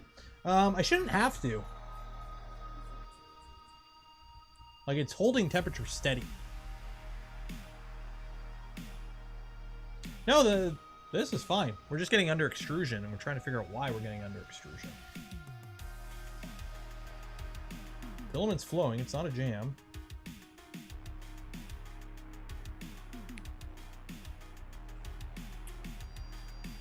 Color correct? Yes. Okay. Return. Okay. Preheat. PLA. Filament.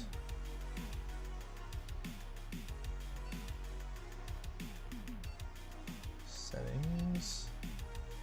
axis, move E. Okay, why the hell won't you stay at temperature, you dumb machine? Trying to figure out here. It's like, I set it for 215 and it's like, no, I'm gonna go down to 190. It's like, no, preheat. Cool down, okay, cool. Preheat, PLA. Okay, so I want you to go to 215. Why are you not going to 215? Why are you going to like 182? 180. Why are you going to 180? Why are you going down?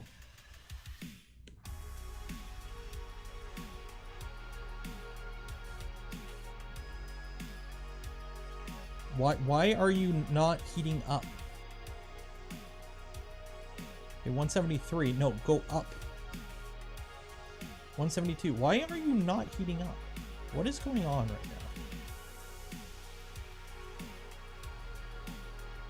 now? Am I missing something here?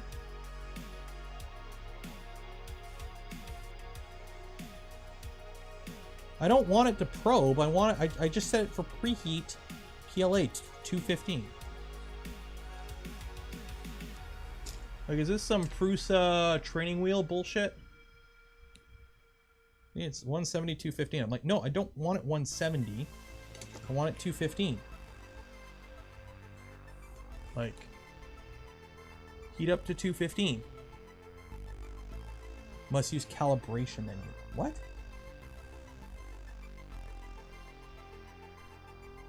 Well, where is settings? Temperature. Oh.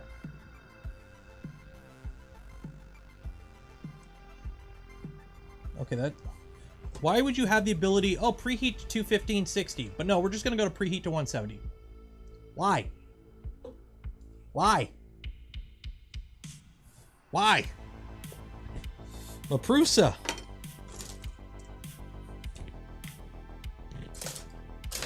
Prusa, it just works. Okay, so of course we use a completely wrong method for this.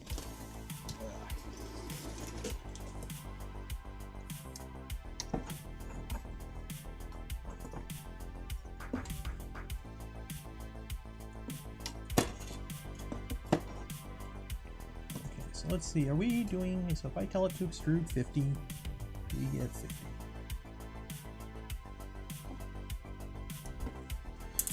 Okay. Settings, move axis, extruder.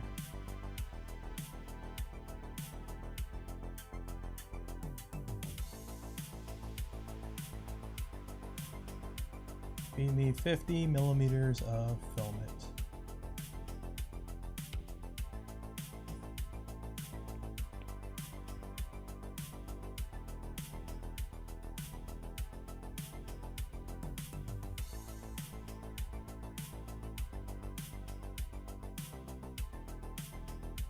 You are under extruding by quite a bit.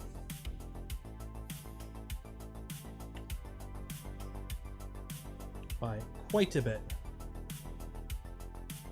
Holy hell, that's quite a bit. Yeah.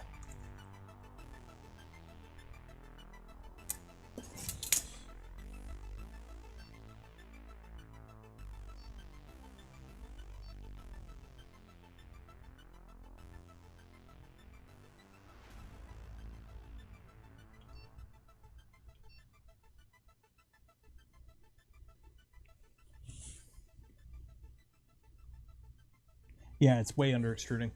That'll do it. So let's see here.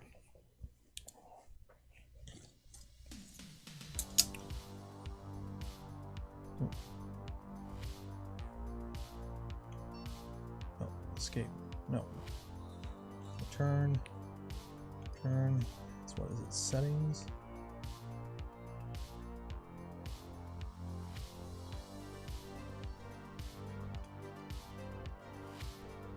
How do you get into the secret settings again?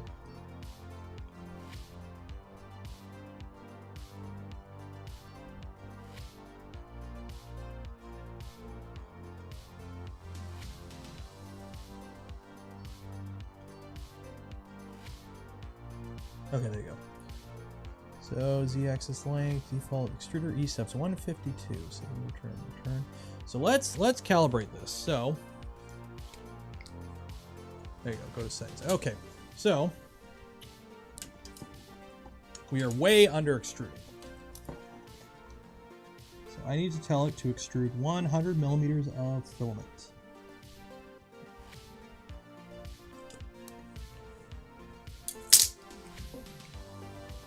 So settings, move axis, extruder, move E, 100 millimeters of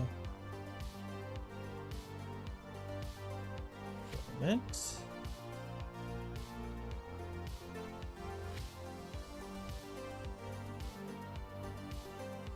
Okay. It's gonna take a minute.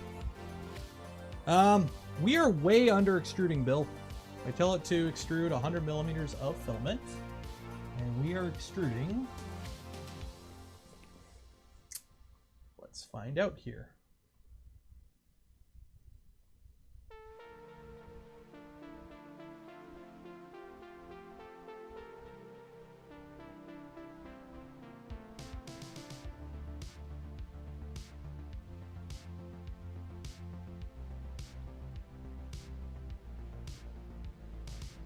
It. Okay, so we told it to extrude 100 millimeters of filament, and it extruded 60 millimeters of filament. So it's under extruding by 40 millimeters.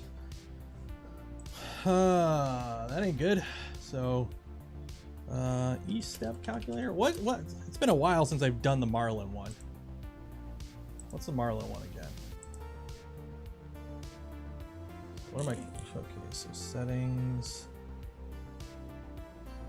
So current E steps, 152. 60 millimeters worth extruded. So 25.250. 253. 253. Okay, so we gotta be 253. 253.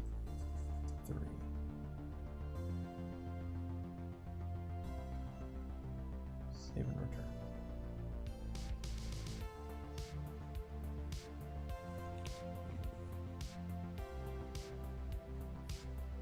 Yeah, I'm surprised. I'm like, what the hell?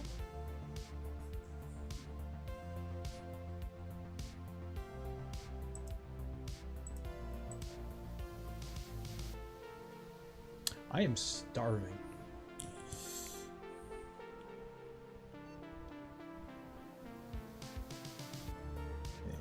Temperature, nozzle, up. Okay, so let's see here. So if I tell it to extrude 40, it should bring us right there. Check the E steps. It needs to be 152. Then why am I under extruding so heavily?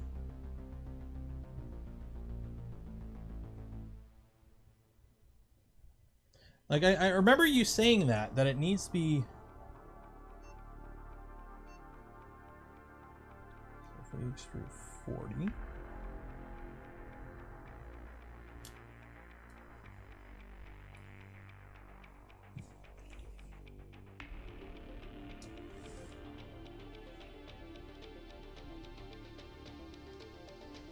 God, I extrude so slowly.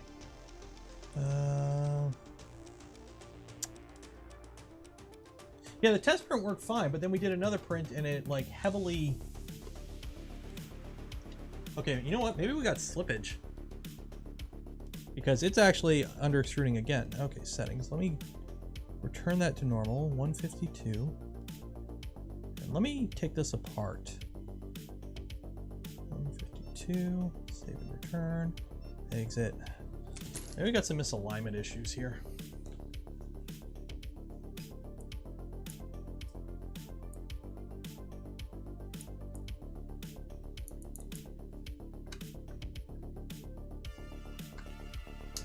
Off.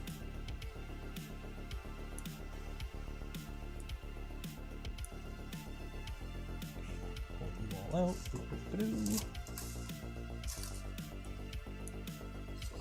You out. let's see what's going on here.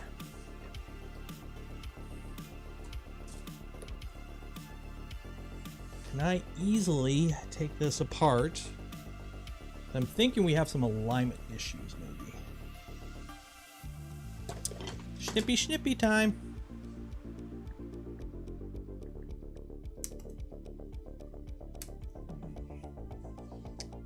Maybe a gear alignment issue, because I know that was something we had to look in. I was thinking of looking into. So let's take a look here.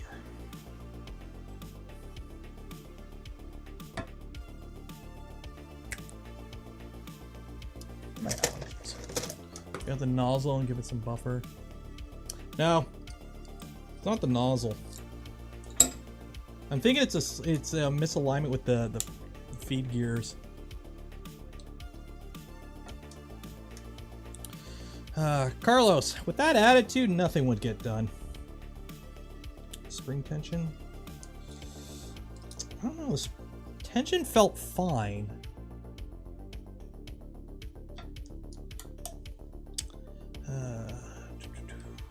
Let's take a look. Okay. So.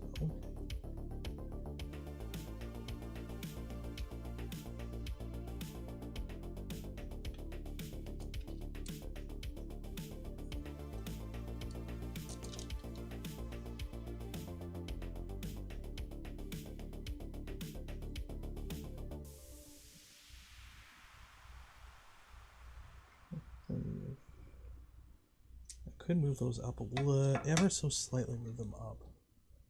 Maybe.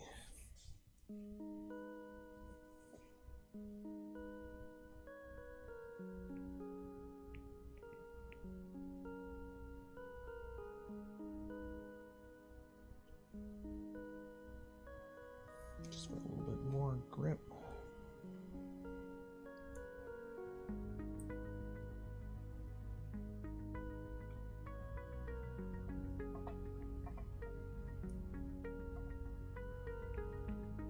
Colin gifted 5 community memberships. Cheers.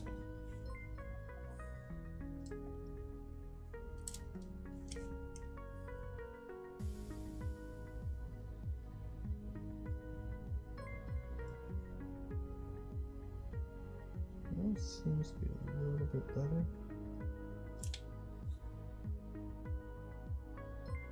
Yeah, that definitely seems a bit better there. Is the flopping about on the hot end kinks? It shouldn't. Also check for a loose drive gear. Yeah, they're tight. The drive gears are tight.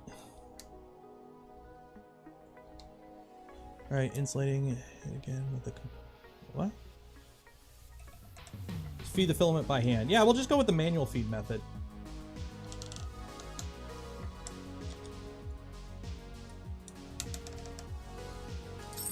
Yeah, just go back to manual feed.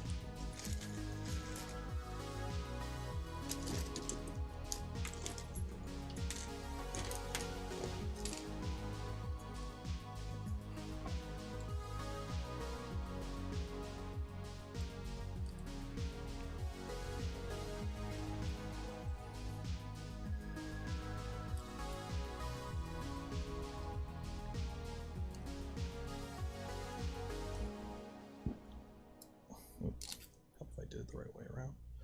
I am starving right now.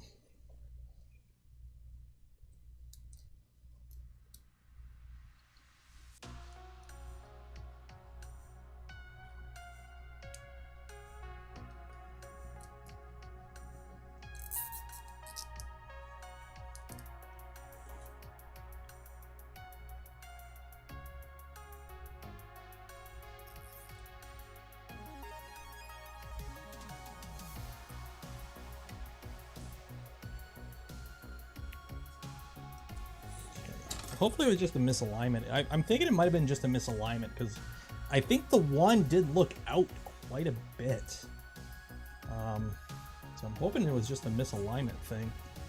The tension feels pretty good. Like I did a, Bill, I did do a pull test. Like when each filament was loaded, I pulled on it to see how easily if the filament would slip. And when the filament would come out, the gear would spin. Like it wouldn't slip. So I don't think it's a I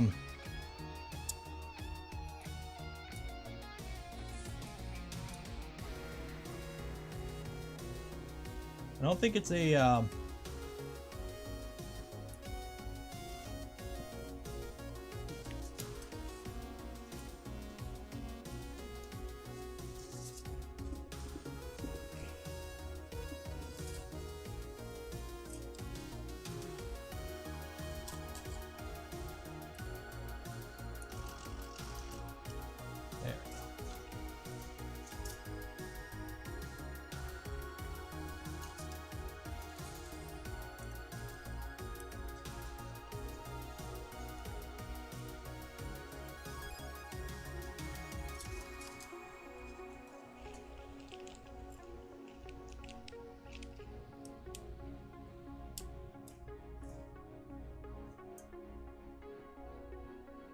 okay, let's try this again.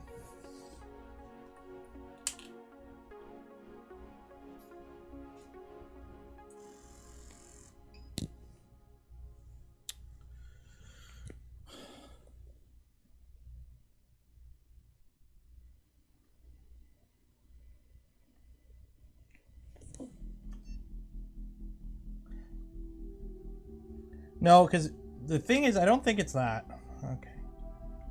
Because it does the test print just fine. The only thing, it printed the test print without the issue we're having now. The only difference I did between the test print and this print is I bumped the speeds up. So I'm thinking it's a slipping issue. And by the fact that the gears didn't line up too good, I'm thinking it was that.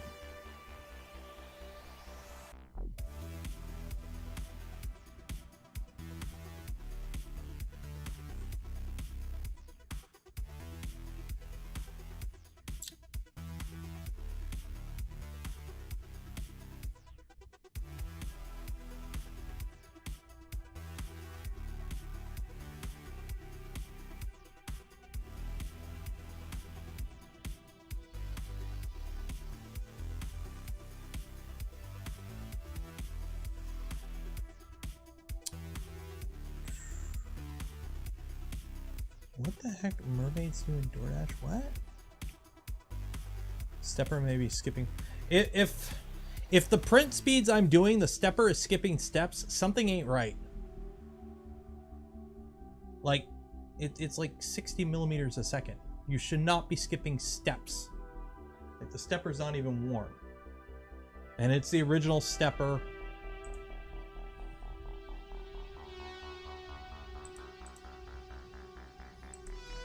Like, these speeds that I bumped the speeds up to this. If it can't handle this, like, they're NEMA 17 motors powered by TMCs. They should handle those no problem.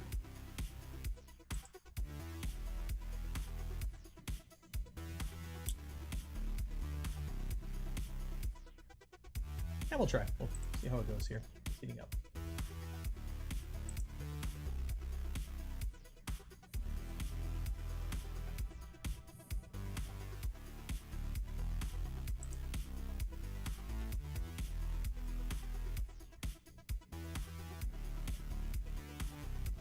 Shutting the driver down. No. I highly doubt it's overheating that quickly at absolutely default settings. Because again, this is the default stepper motor with this default driver at the default settings on a Prusa Mini. Not a Prusa Mini, but it's the same board. So I highly doubt they're overheating that quickly on the default settings.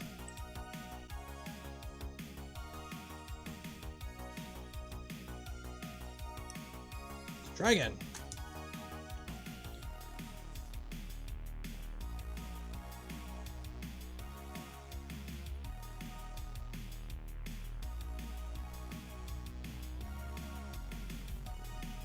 I don't know. I'm leaving on vacation tomorrow, so whatever happens, happens.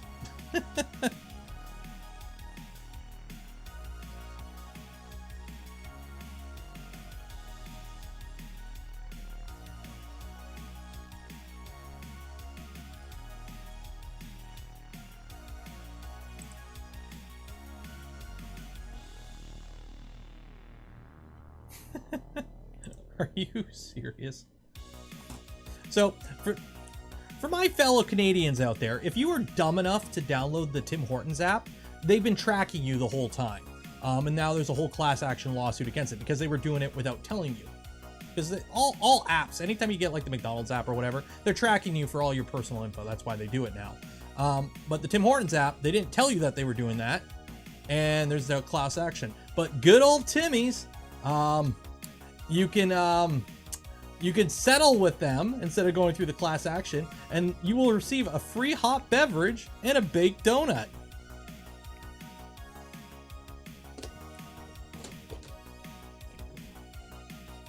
Fucking Timmy's.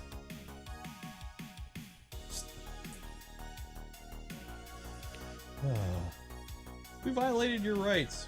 Will a free donut and coffee shut you up? They're not even good donuts and coffee anymore.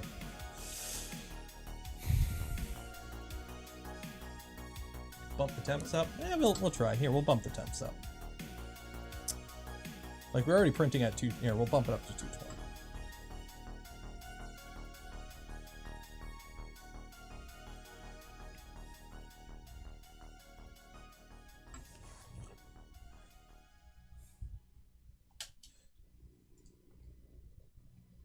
When the coffee is cold and the donut is microwaved. I know. I remember as a kid, they used to have fresh baked donuts. Now they're all just microwaved or reheated or whatever they are.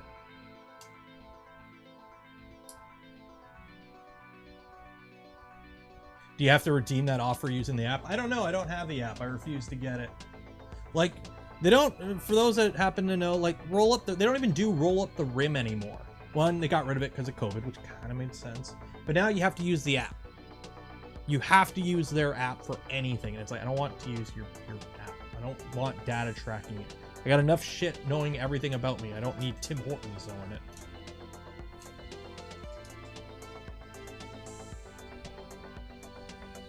That's not looking too bad.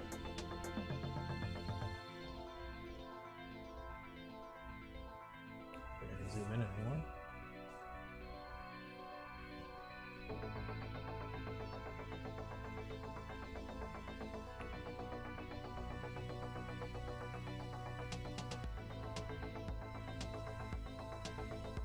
Yeah, that seems okay.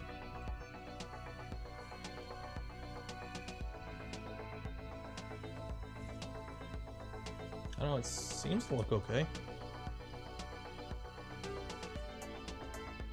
Maybe it was just an alignment issue.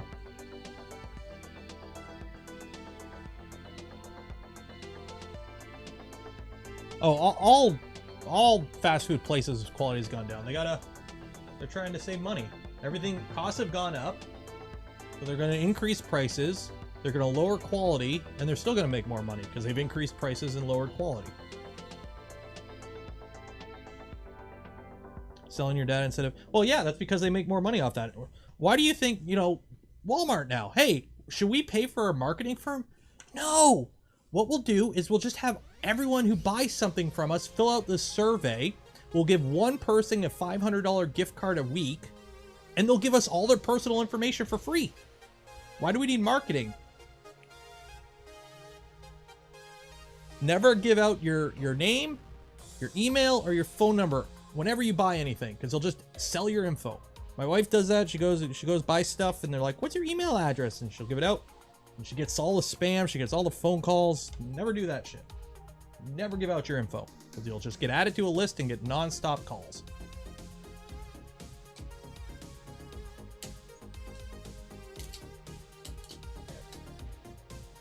Yeah, if something is free, you are the product. Exactly. Like, that, you have to know that. If you're not paying for something, they are making money off of you somehow, whether through advertisement, market research, whatever. How it is how it is. So what about filament giveaways? You enter. I get your name. That's all I know. And your email address. That's it. But I just delete it right after. Like, I don't keep track of any of it because I don't need to know that shit. I don't want to know where you live. I don't care. But, let's see now.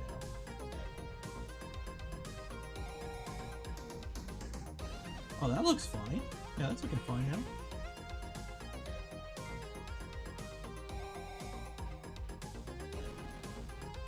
If you do win, you have to fill out a little form from Polymaker. What they do with that is what they do with that. I don't know. I'm sure there's a disclosure in there, but.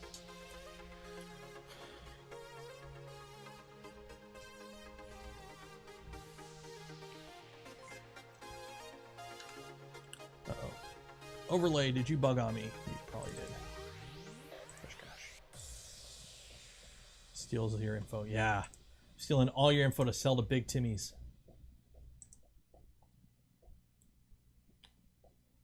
I missed a membership gift. Did I? Oh, Hampus Wall gifted 5 community memberships. Cheers. I saw all the pop-ups. I thought the overlay bugged. I didn't see the donation. Sorry about that, Hampus. Thank you. Okay. Mobile. I don't know. That looks like a decent first layer. So yeah, maybe it was just an alignment issue. We're okay now, hopefully.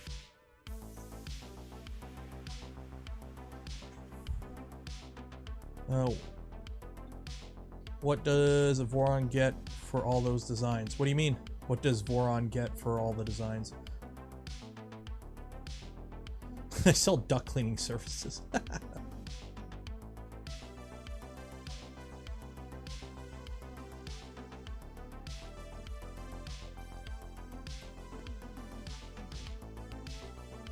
We have printers. Oh yeah, like for yeah, Voron's not a company. Everyone who does Voron is just doing it for fun. Like, nothing's for sold or anything, it's just fun.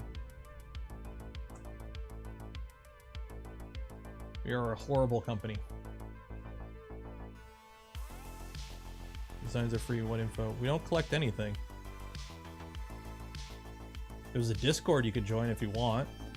If you join a Discord, whatever normal information disclosure applies for any Discord you join, but that's about it. Oh, we keep track of the serial numbers and whatever Reddit account that is, because we just have a list of all the printers, because it's kind of cool to have a serial number list. Do we do anything with it? No. Well, we have that, I guess. Oh. Voron's not a company. Well, technically Voron is a company now because we got the trademark issues, but other than that.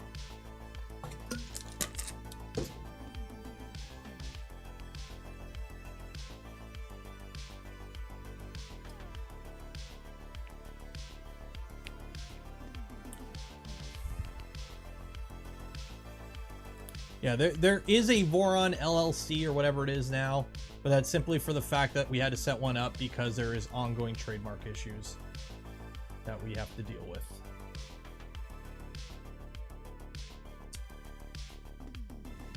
Because can't have nice things.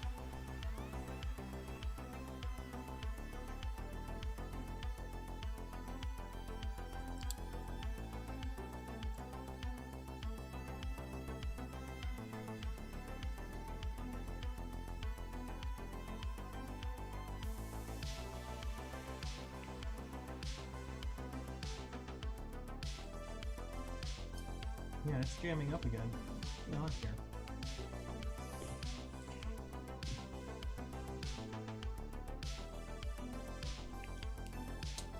What is going on here?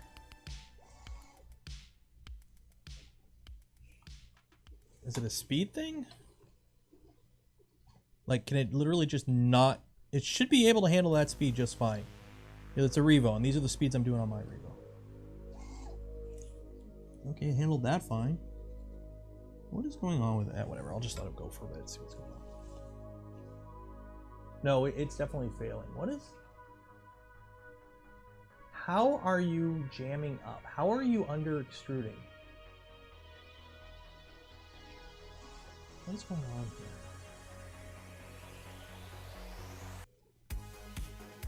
How are you under extruding?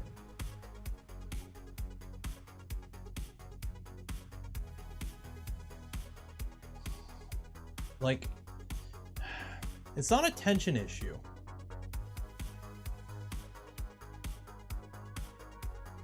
Here, let me tune speed.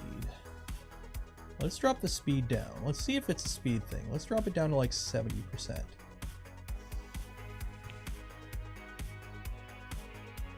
Because the thing is, it is using this extruder, which is a generic Mark 8 extruder. It's not...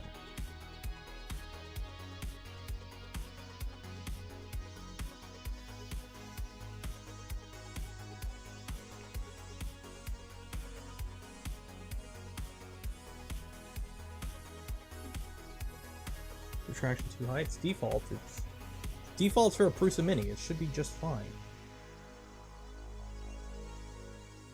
Nozzle size. Yeah, no. Nozzle size is fine. It's 0.5 0.4 nozzle. Yeah, 0.4 is fine.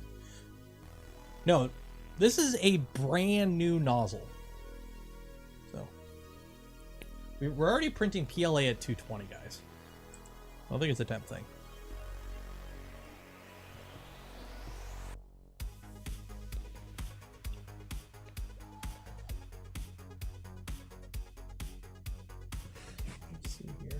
You know what though? I did drop the speed and it seems to be okay. So you know what? It's a speed issue. The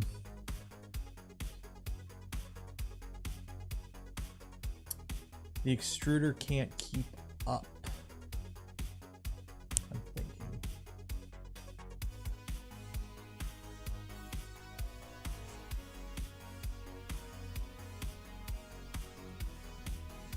So there is, on the 3D Chameleon, there are tensioning arms that you can replace. You can print different ones for more tension on the filament.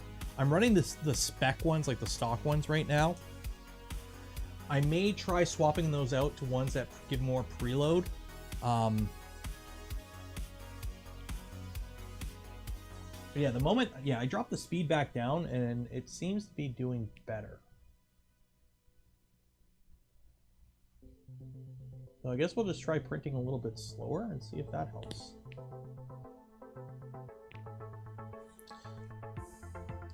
Different extruder, LGX. No, because we're using the 3D Chameleon. Look, director. It's a Prusa Mini. I don't think direct drive on this gantry system would be too smart.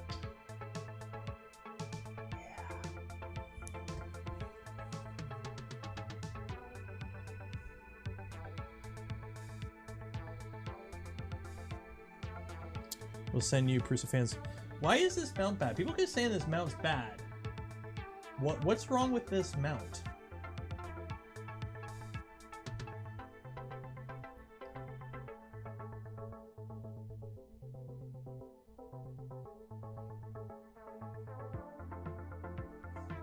Like, it's literally just using the stock fan that cools this just fine.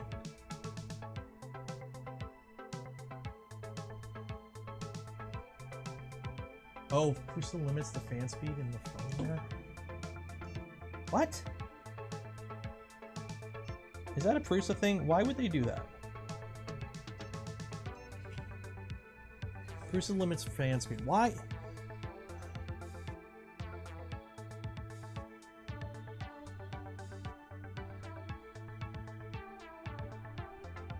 Fix the clogging issues. Okay. Yeah, I don't think heat creep after 5 layers is a thing.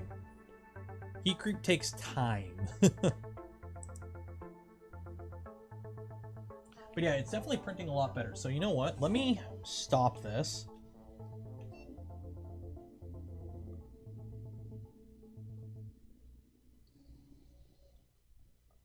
Okay, home, settings, go in the fancy things. Experimental. So there is no way to change the fan speed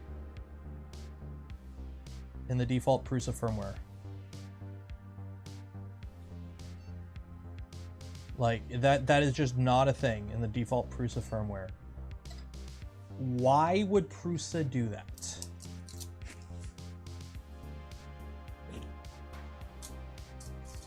Why would you do that, Papa? Papa Joey P. Why would you lock it down in that way? Print that, print, tune. We're gonna run it at 60% speed and we're just gonna let it do its thing. And whatever we get, we get.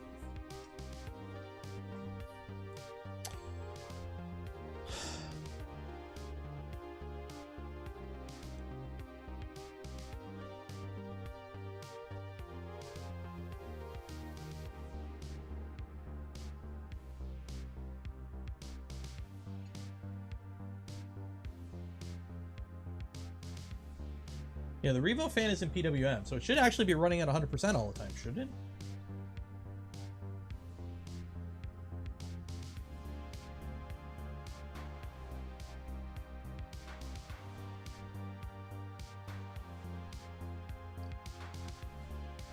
Did you hear about the Bamboo and Prusa controversy? What, the Bamboo app uses Prusa Slicer? Yeah, I know about that. Joe told me himself. Phone's home.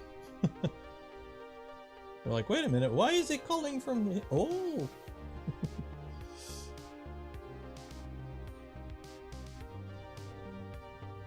Is there a place for air to go? Yes, there is a place for air to go.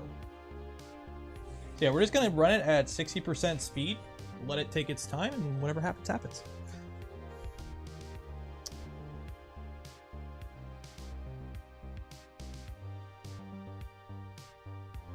Well, I didn't use the Revo mount because the fan that came with this printer was crap. And I like the look of this mount better, so.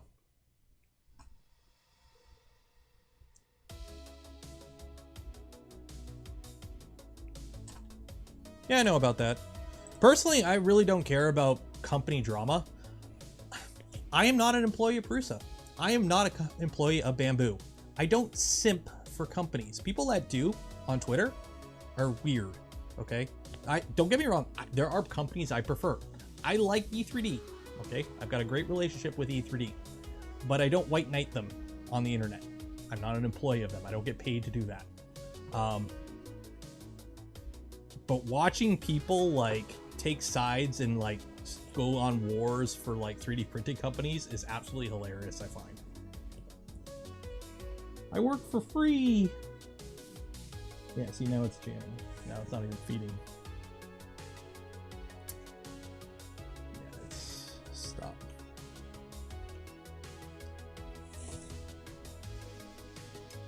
Turn off. There you go. Because you ground yourself. That's why.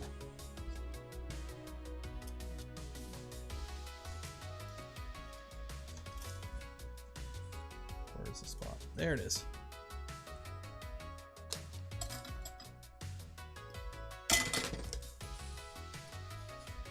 Yeah, I know about the whole Prusa thing, and I know Bamboo took their sweet time in being compliance with the license.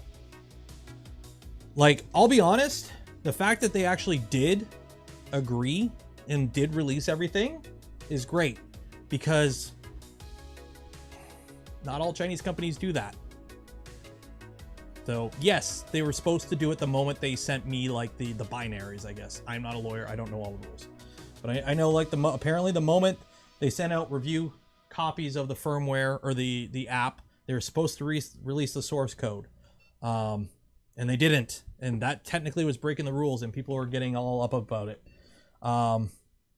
Their reasoning was the people working on the software aren't in-house, they're in Shenzhen, everything's under lockdown, it's all being changed right now anyways, and it's not finalized, so why would we not release the final version? Which kind of makes sense.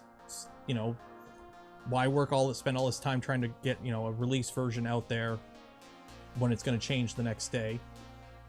Especially when everyone's locked down with COVID. But they did it. There's still plenty of companies that haven't released what they're supposed to release yet. It is what it is. If you don't want to deal with companies not following rules, build your own printers. Temp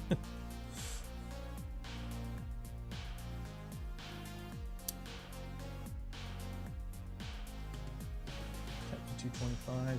Yeah, we'll bump the temps up, and we'll let that finish first. So speed is 60.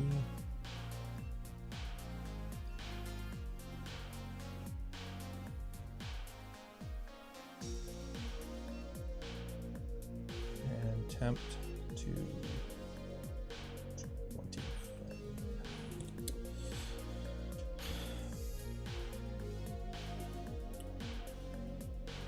Chameleon's working fine. I'm actually having no issues with the Chameleon. The issue is the apparently the way that the Prusa Mini firmware likes to limit your hot end fan.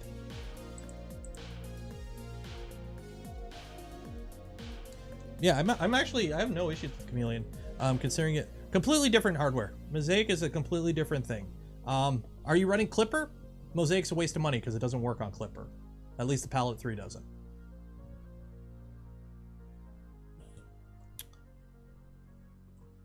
Try Llama Mini firmware.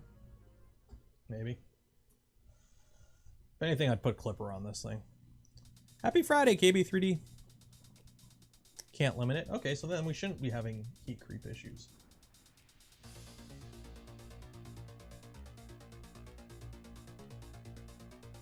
Are you not extruding at all?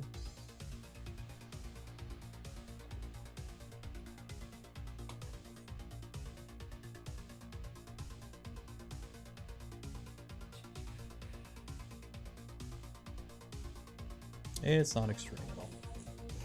Are you spinning? Why aren't you putting filament into the system?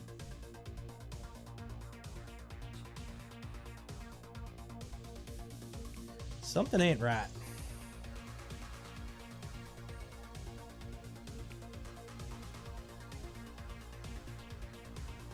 It's not heat creep, because that's not hot.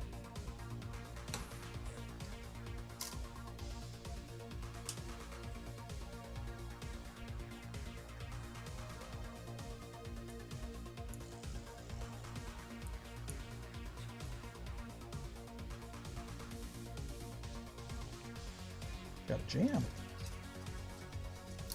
How do we have a jam? I don't know what the hell's going on with this. What is going on with you?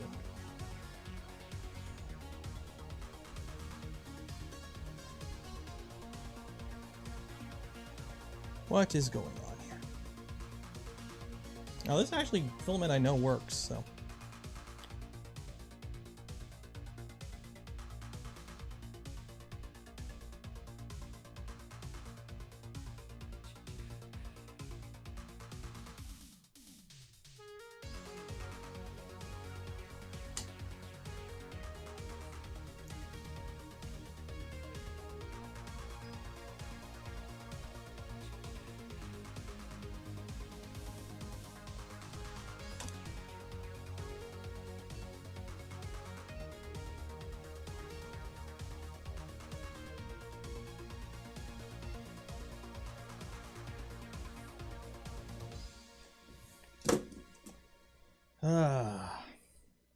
That's okay. I'm going on vacation tomorrow.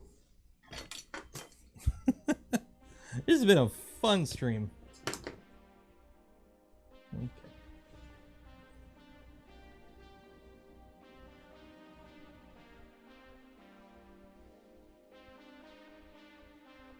So filament goes through. Wow, there is so much flex in this gantry. What time are we at anyways? 4. Okay.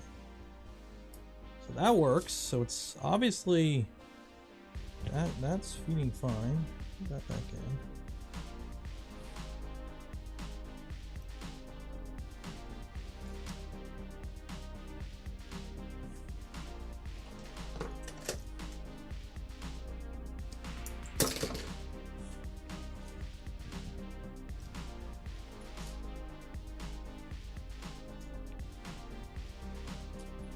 Print 3D Benchy, print. Set speed for 60. Try this again. It's not jammed. Could be the boated is slipping. I don't think so.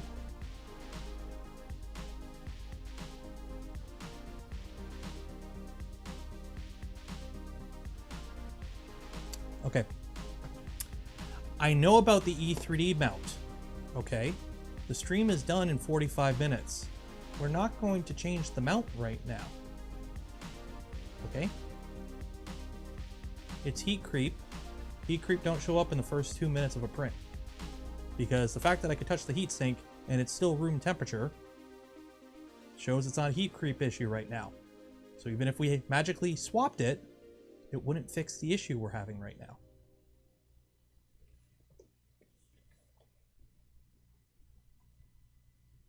Also, it could still PWM the fan if it doesn't have a tack. Because you can do that on Vorons, and most fans on Vorons aren't running a tack. So we will try changing it in the future, but not right now. Because even if it is having a heat creep issue, we're not having a heat creep issue yet.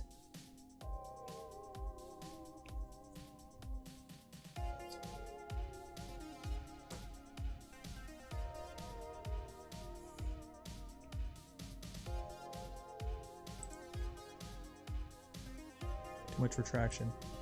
Oh. Retraction's like 3 millimeters, which for a Bowden this long is about right.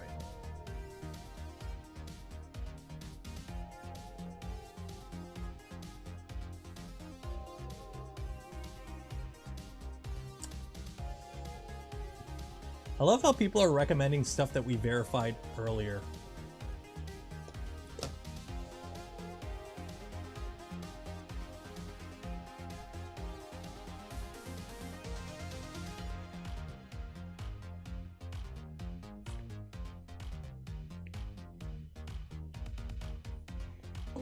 It's bed level.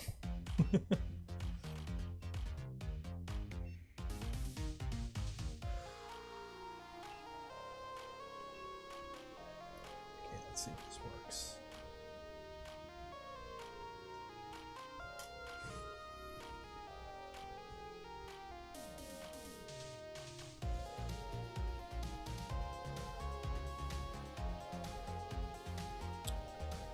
That to heat up.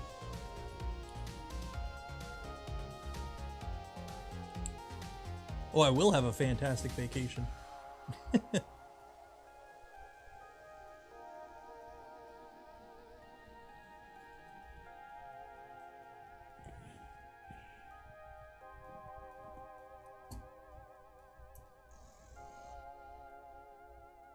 Okay, now do the filament low. There it goes. And there we go. Now it's feeding.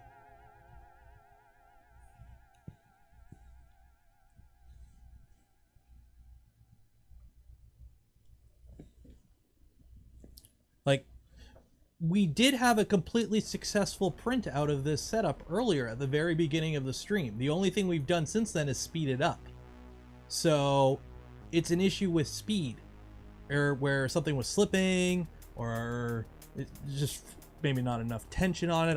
I can print some different tensioning spacers in the system for the Chameleon to different tension on the filament itself to push it against the gear.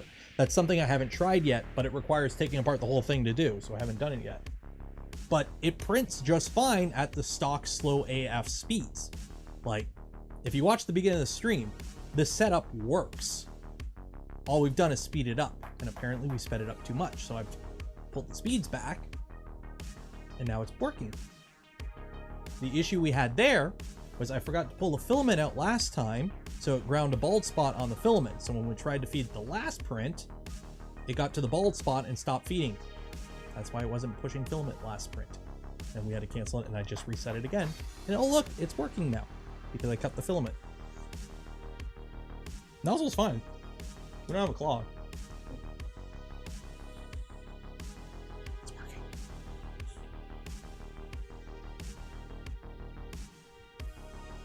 Change the nozzle.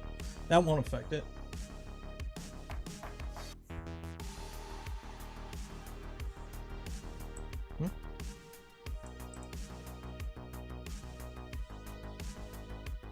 Yeah, Polymaker, I think you have to buy in. You can buy it on the website and ship it to Canada. I think you can just change the region to Canada on the website, if I'm not mistaken. I've looked into it. I know I can add stuff to my cart in Canada.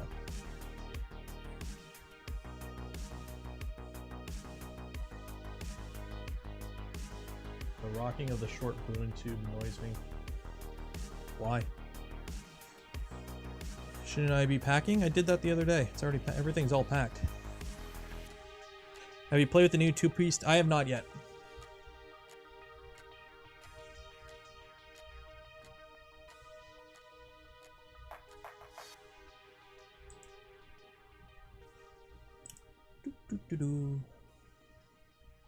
So yeah, so while that does its thing just fine. Again, I'm on vacation next week, so no streams next week. There may be one though. I do have, let me find it here.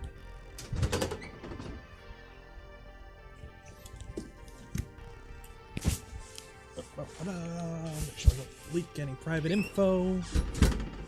So, I do have this guy. I'm going to be bringing this with me on vacation. I'm just going to throw it in the car. If I open it, I open it. So, I'm going to bring that, my laptop, the GoPro, Cam Link, the lav. So, if I have time on a down day or whatever, I'll do a stream. We'll just kind of have an impromptu. Don't expect the same production qualities that you're used to, but we will try and do a stream if possible. If we don't, we don't. If we do, we do. Don't know when, don't know where. If it happens, it happens. In the meantime, also, there will be a video next week. I did do a video because I'm going to be documenting on the Mando armor that I'm working on. So the first video of that will be out next week as well. And there will be some, I might push some, I'm going to push some stuff public. So last month's member stream will be public, along with, I have some stuff that I, like old clips and whatever I never made public. I might do that as well. So.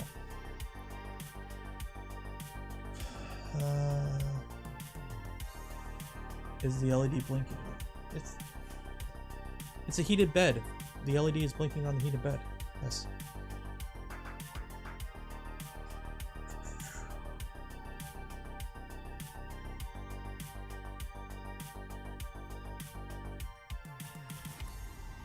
Stream from the woods. Maybe. We'll see how the Wi-Fi is. Unbox with a moose. Sponsored by Jackery. Hey, if Jackery wants to send me one, I'll do some field unboxings.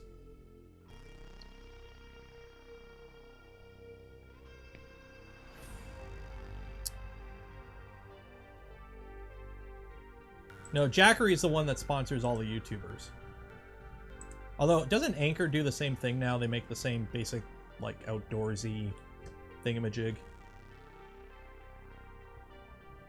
Well, the woods next to the house we're staying at might. Old WoW videos. We'll see.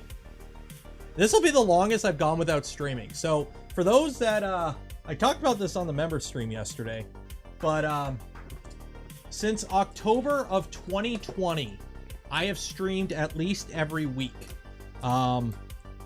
without missing one. I may have moved the day a bit, so like instead of streaming on the, because for the longest time we streamed on just Saturday nights there.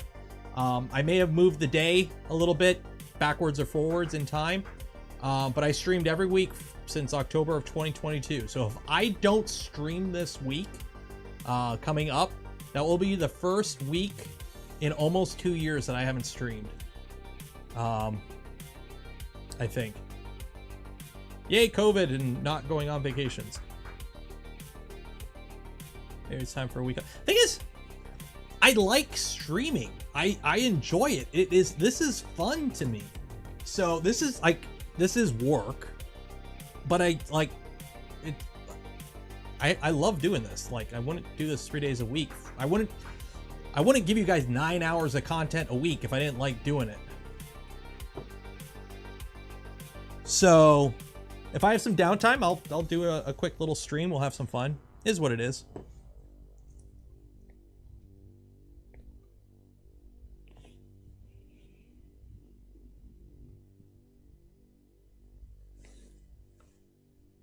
It's fun work. Exactly. Everyone's entitled to. Yes, but I'm going to be gone for a full week. There will be like a 2 or 3 hour point during that where it'd be like, we got nothing to do. Either rain or just nothing going on, nothing planned, a down day.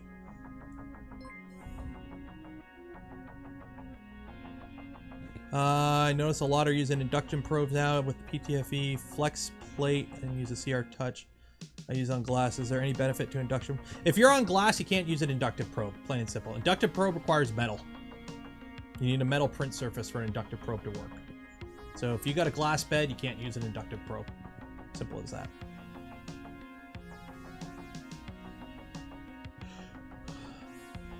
But if it rains, how will you print in the woods?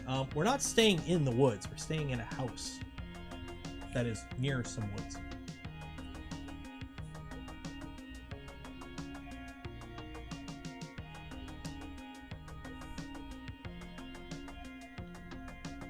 Jason R, $5. Cheers. So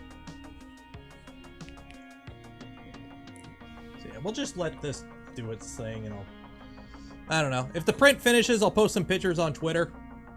We got half an hour, so if you haven't entered your chance to win some Polymaker filament, link in the description. Make sure you enter. You got half an hour.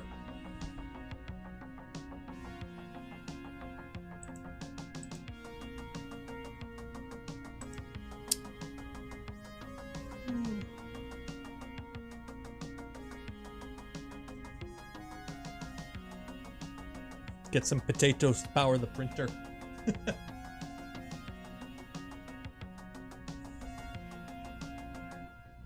Yeah, it's definitely looking a lot better right now. Yeah, it's definitely a speed thing. It's definitely a speed thing. We were trying to push it too fast. I'll talk to Bill when I get back from vacation, because he knows more about the Chameleon than me, and I'll see if he can hook me up with some recommended speeds and feeds.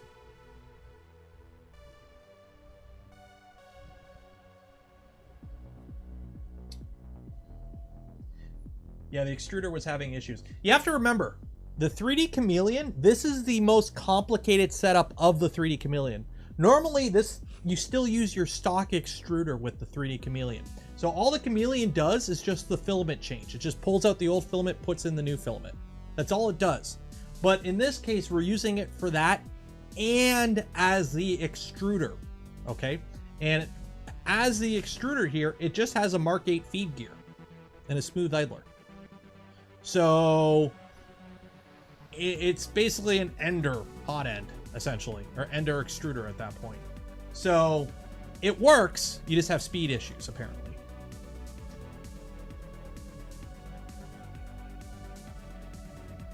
Yeah, the Mini is not a fast printer either, apparently.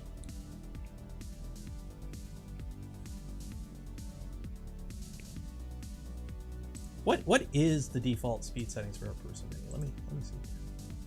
So 0.2 quality on a Mini. Yeah. So if you're curious what the speed settings are for a Prusa Mini, like this is the quality settings. Here you go, speed. 0.2 speed. Here you go. So 140 on the infill, but like 50, yeah.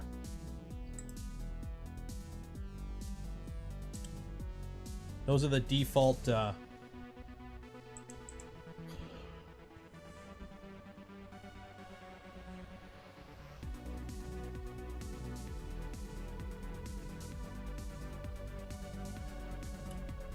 yeah, I'll talk to Bill, see what he says about speeds he recommends for this setup.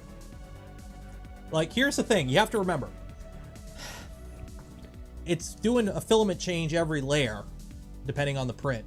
So it doesn't matter how fast you're printing, because you're gonna have to pause for a minute to do a filament swap every time it does a filament swap. So if 80% of your time is doing filament changes, it doesn't matter how fast the print is going anyways. It's like print farm people. Okay, you're in your print farm, you run a print farm, you're in there 8 hours a day. If your print finishes at 1 a.m., or if the print finishes at 7 a.m., if you don't walk into the shop until 8 a.m., does it matter? No. First Last gifted 2 community memberships. Cheers.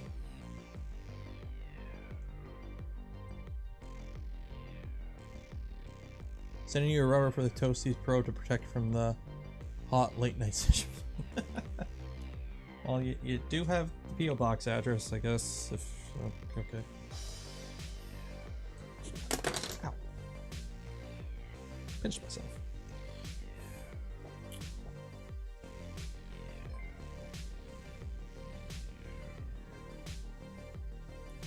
That is a benchy boat. Yes.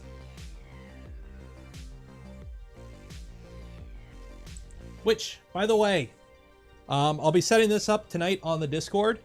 So If you haven't joined the community Discord, link in the description. Go join the Only Benchy's Discord. But we do monthly community challenges. So last month's challenge, or this month, we haven't finished this month yet, but because I'm going on vacation for the start of next month, last month's challenge was show your printer setup. 2 people won. They won some merch and they won some filament from Polymaker.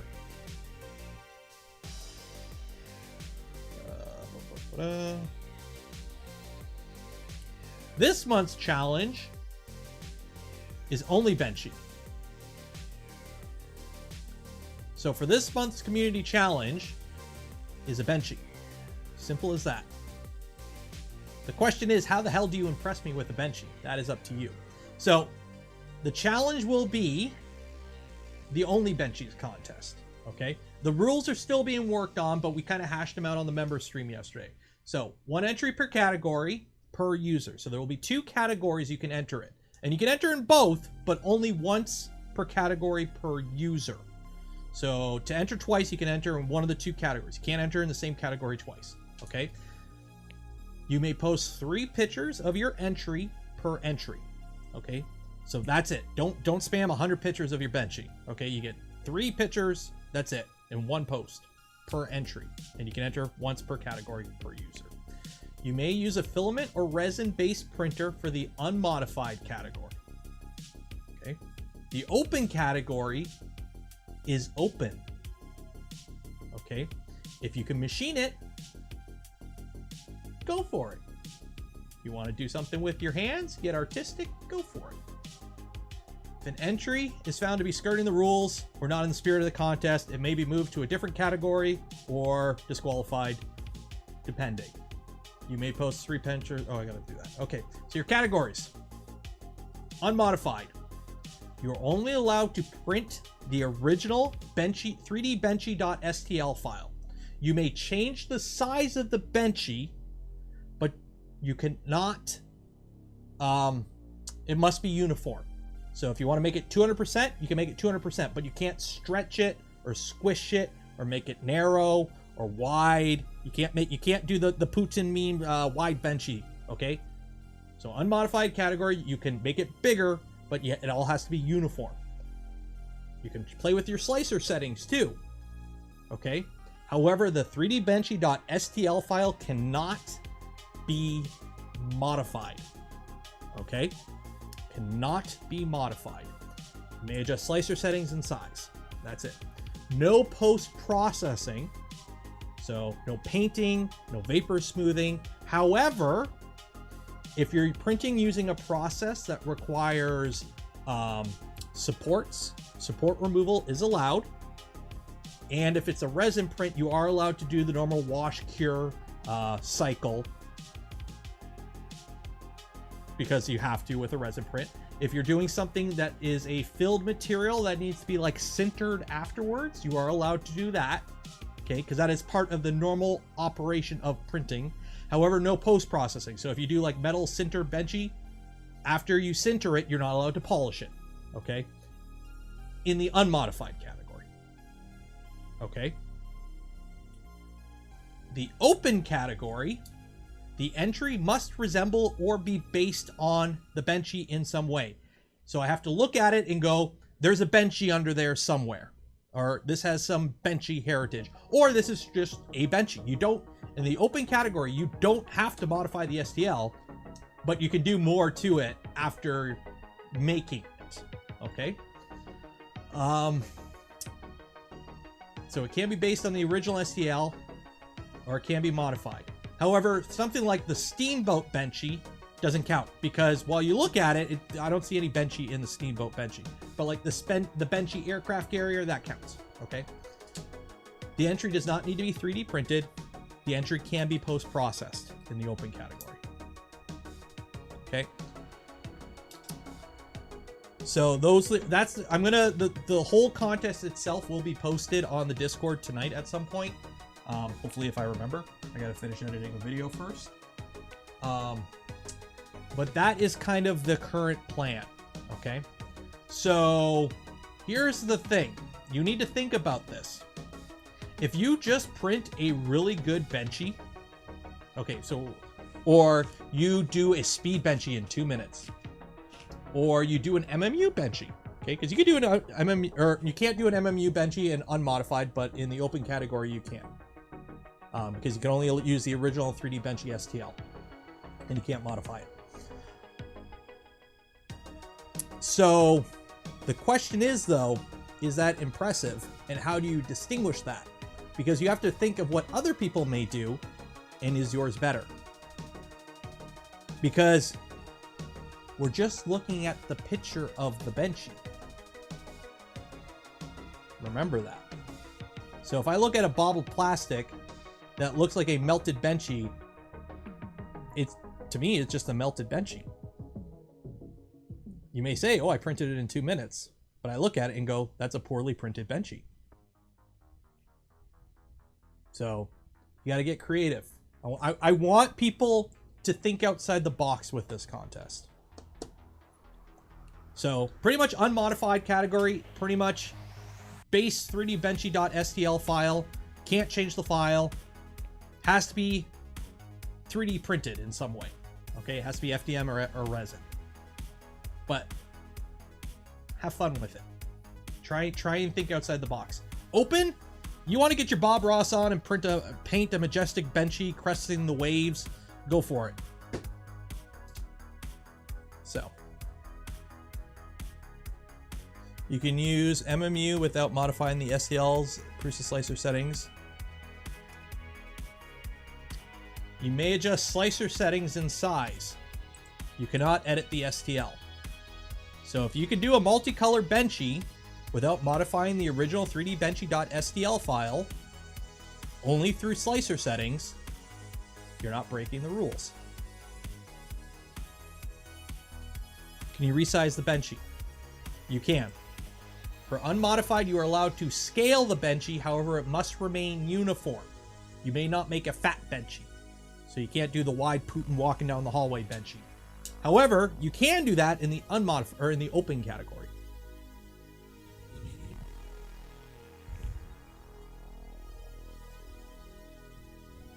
It's like a photo editor I once said, if you're going to send me a photo of a poor kid in the front steps of Harlem, it better be the best I've ever seen.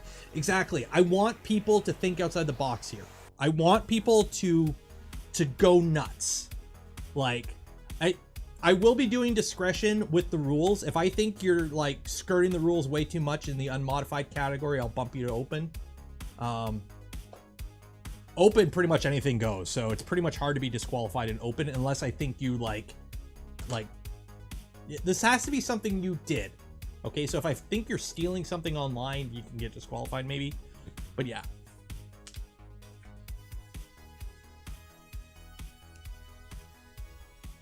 But yeah, I want people to think outside the box for this contest and have some fun.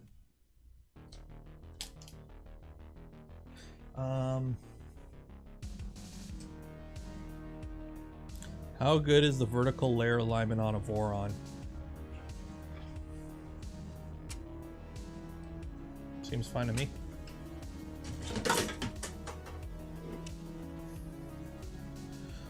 So we can't modify the STL, but can you modify the G code? Got it. In slicer settings, and that's it. Well, actually, yeah, you know what? If you want to, you have to use the original 3D Benchy.stl file to print it. Once you've imported that 3D Benchy.stl, you can't modify that STL. Now, I'm gonna make like on the fly rules. If you like cut up the Benchy using the slicer, so you cut it all up and put it back together in like a jigsaw, because you know in Prusa slicer you can slice stuff, cut it all up and like make it all Picasso, and no, that's modifying the STL. We're gonna make the rule there, right? Judge's discretion.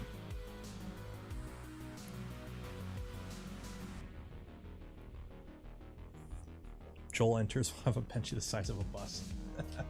Battle Benchy. Why do I have the front off this printer? Oh, because I took the hot end out of it. I gotta remember to put the hot end back in that printer.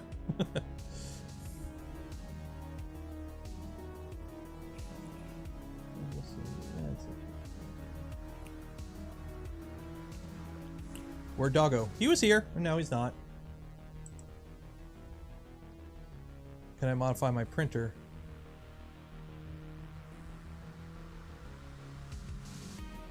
There are no rules about what you do with your printer.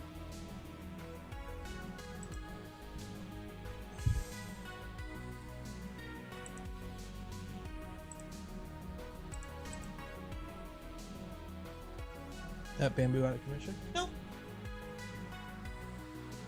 It's on. I just haven't used it. I'm going on vacation, so I haven't been like printing anything.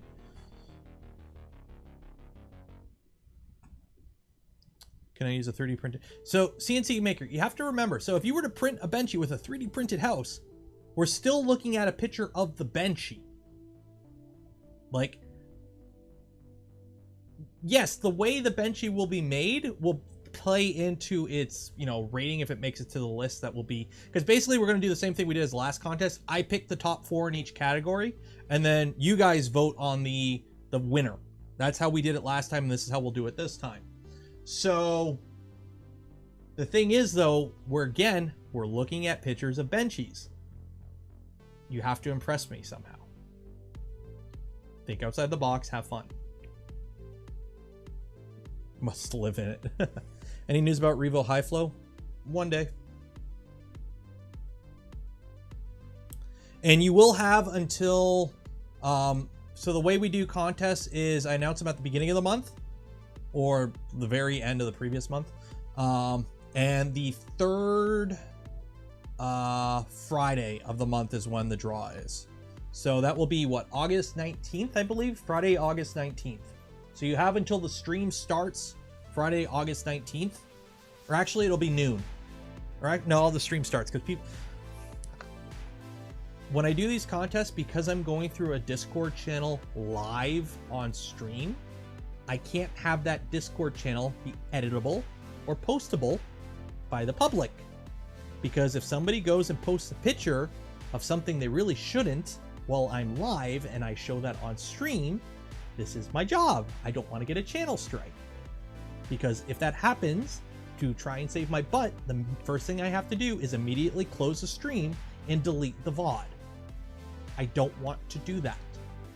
A lot of people were complaining last contest. I got a lot of people complain. Like, I got DMs about this. That I closed the entry at the beginning. One, they didn't read the rules. The rules said I close the entries when the contest starts. Read the rules, okay? And a lot of people got really angry. Like, I got DMs. So I have to close the channel to new entries because I have to.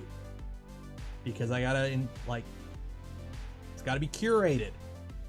Somebody actually has to go through the channel and make sure there's no naughty stuff. So, yeah.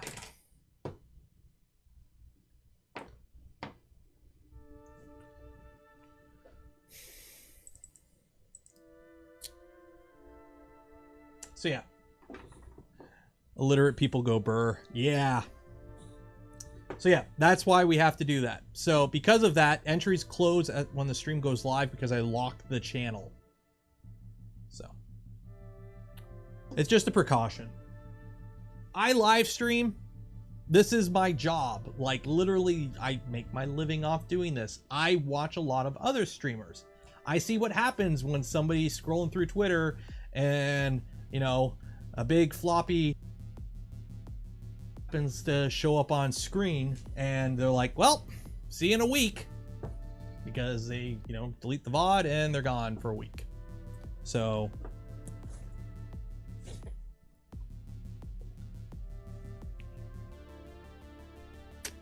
yeah.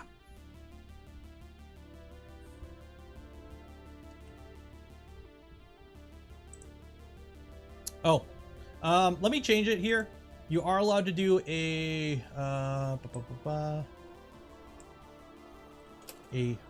short.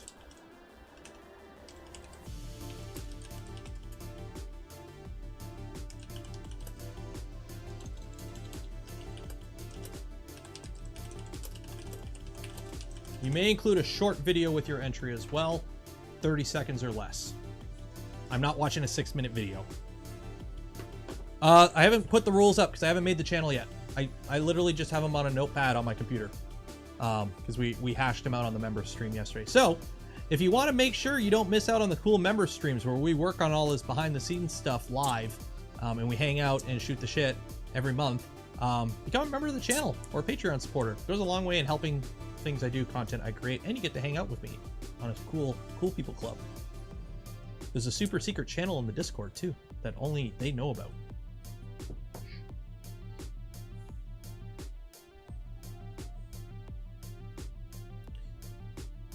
Open is open. Open is Benchy. I have to look at it and be like, this is Benchy derived in some way.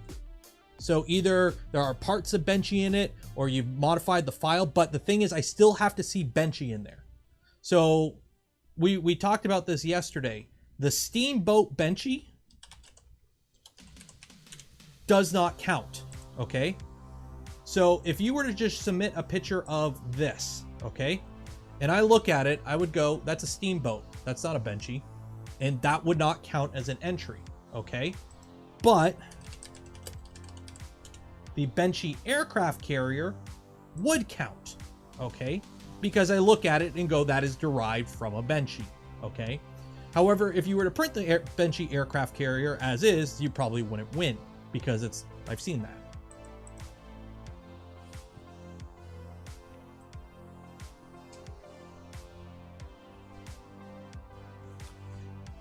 Remixing a Benchy is against the license.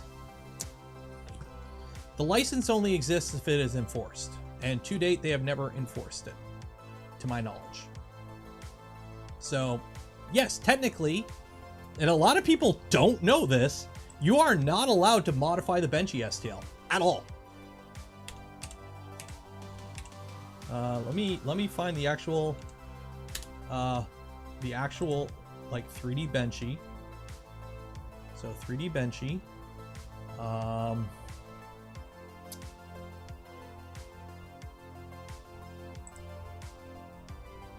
So here's the license.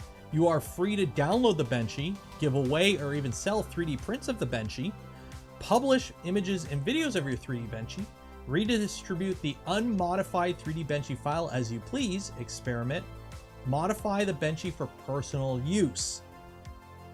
Okay? So basically, if you go through and read all this, you are not allowed to modify the Benchy STL and share that file. That is against the Benchy license. Okay? Now, technically, you're not breaking that in this contest because you're not sharing the file. You're showing me a picture of what you printed or made. So you're not breaking the rules, okay?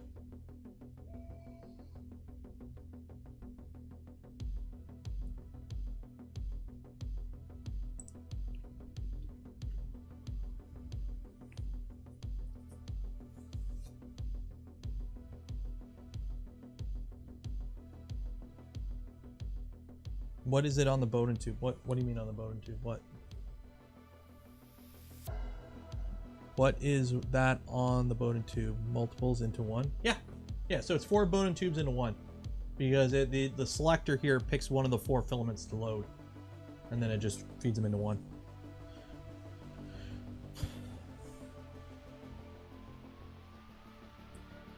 It's the Chameleon. 3D Chameleon. Well, technically, the Chameleon is 2 parts. So you have the Y splitters, which are, would it be a W splitter? It's a W splitter. And then you got the Chameleon over here, which this uses 2 stepper motors and a camming action to basically push, there's 2 drive gears on the shaft, okay? And then you have 4 idlers, okay? 2 on each side, 2, 2. And how it works is there's a camming action on this stepper motor. So as the cam spins, because it's not centered on the drive shaft, it's like it's oblong. As it spins, it pushes one of the 4 idlers at a time. So it's clocked, right? Think of it like a clock, right? So you have your drive shaft on the stepper, okay? And then you have your camming action, right? So it's like this, right? So as this spins, when it's at this position, when it's at this position, when it's at this position, when it's at this position, when it's at this position.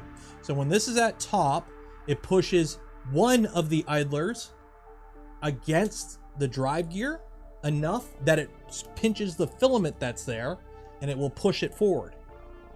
Then when it spins, it does it with this one. So when this is at the top, it engages a different one. And then as it spins another quarter turn, it engages a different one. So depending on, you know, if it's at 0, 90, 180, or 270, it pushes one of 4 idlers against the filament drive gear, which is rigid, it's fixed position, and it pinches whatever filament is loaded into the one of the 4 slots, and it engages it. So whenever it locks into the position, then the second driver, or the second stepper, just pushes the filament along. And then it feeds it through the W splitter into the hot end. Easy peasy. Lemon squeezy.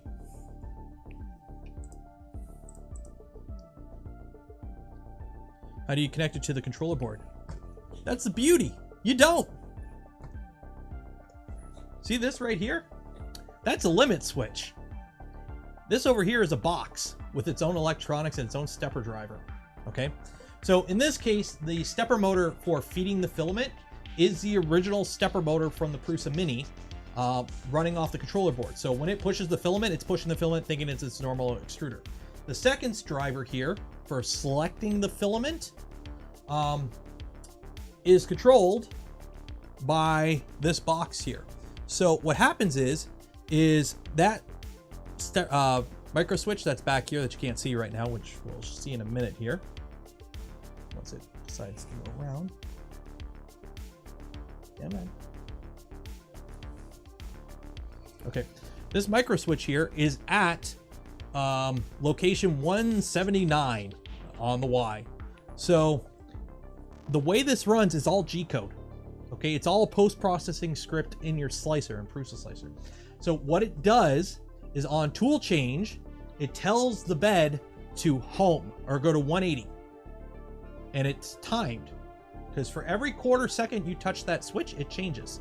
So at the beginning of the print, you home it, and then it's like, okay, T1. So it goes click once, T1, does its print. And then every time it goes to change filament, if it needs to bring up T3, for example, it homes it and goes 1, 2, 3. Because every time it clicks that, it switches filament. It goes through the filament in order. So I think right now the way it works is it automatically will home it, and then it'll click it 1 to 3 times. Because when it homes to position 1. So it'll come up, hold it for a second, that homes it, and then if it needs to go to like filament 2, it'll home, and then click it for a quarter second, let go, and then it'll switch. So all the filament changing is done without modifying your slicer's firmware, because it's just running G code that tells it to click this switch, how many times it needs to click it, and for how long to do the filament change. So you don't need to modify your firmware at all. Now, you can. You could easily, if you're running a clipper machine, wire this whole setup right into your controller, because it's just 2 stepper motors. That's all it is. It's 2 stepper motors. And make some clipper macros that handle the whole shebang. And you can do it all within Clipper, no problem. Or Marlin, or whatever you want it to do. But in this regard, it's a good setup because you don't have to modify any firmware. You don't have to, you do have to do some hardware modification to your printer to mount it. But it's a setup that's relatively newbie friendly. And this is the most complicated setup. On printers that have, like using it on like an Ender, it's an even more simple setup apparently. So, how do you program? It's a post-processing strip. You just install it in your slicer. There's like a 10-minute video you follow on how to set everything up, and the slicer just handles it. So when it slices it, it puts the right G code when it does the tool change, and it handles it. Yeah, it works with direct drive. How do you tell your slicer? It depends on your slicer. Well, in this case, it's Prusa Slicer, but in Prusa Slicer, for example, when you import something that's multiple parts, you basically have a list here on the side. So like, you know, the top here is color 4. If I wanted to print it with color 2 instead, I would just select color 2. Simple as that. How does it compare to the Prusa MMU? They're different setups. They're kind of the same, where you're basically doing filament swaps. The Prusa MMU is more complicated, but essentially at the end of the day, they're doing the exact same thing. Same with the AMS and the Enraged Rabbit carrot feeder. All you're essentially doing is, okay, you got your filament feeding into your machine. Okay, pretty much all single nozzle multi-material setups work the exact same way. Filament's printing into your machine, it's going dum-de-dum-de-dum. And then on filament change, all it's doing, pulling out that filament, grabbing a different filament and shoving it in there. That's all it's doing. There's multiple different ways to automate that.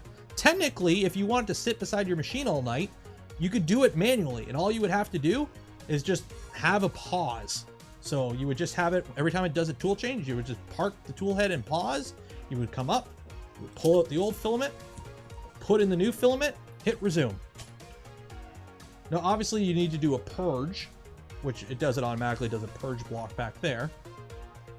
But that's all these systems are, is just manually automating a filament change. So if you've ever changed the filament on your machine, these do it just automatically mid-print. That's all they do. It doesn't have a cutter though. No, you don't need a cutter. If you don't have a cutter, you have to do tip tuning, which depending on the filament could be a pain in the butt, but it's easier on some hot ends than other. And we're under extruding again. Damn it. Yes, it's under extruding again. Stop. I don't know what's going on. We're ending it there anyways because we're going to do the draw. That was a fun stream. Did you guys have fun? I had fun.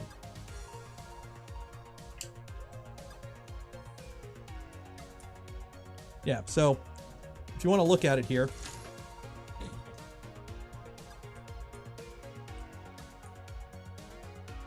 Oh, wow. So for the filament changes, so for the camming action, so there's filament 1, filament 2,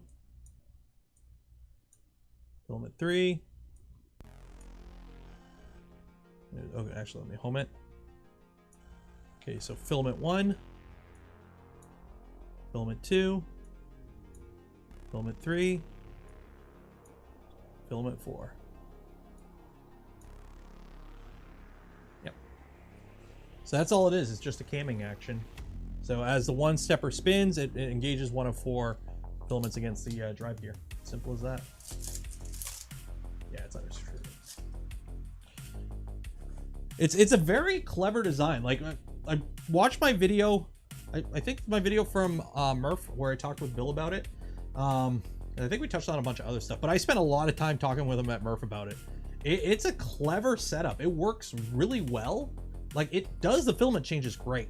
We're just running into a little issue with it under extruding right now, which, let's be honest, this setup is meant more for the filament change, not being the feed mechanism. But you can use it as a feed mechanism. So yeah. Where did I find the multi-part benchy? It's just on printables. And it's a really simple design. Like, let's be honest, all it is 2 stepper motors, 2 Mark 8 drive gears, some idlers, and some printed parts, and a micro switch. That's all it is.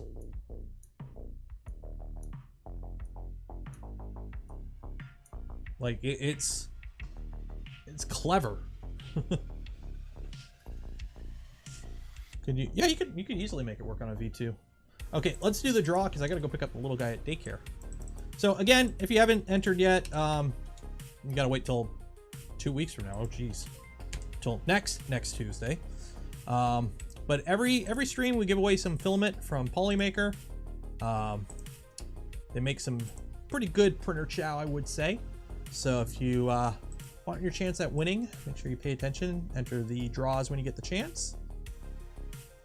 If you want to get some for yourself, link in the description. Helps out the channel as well.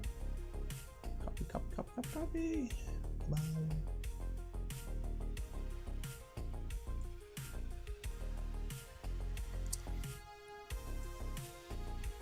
There we go.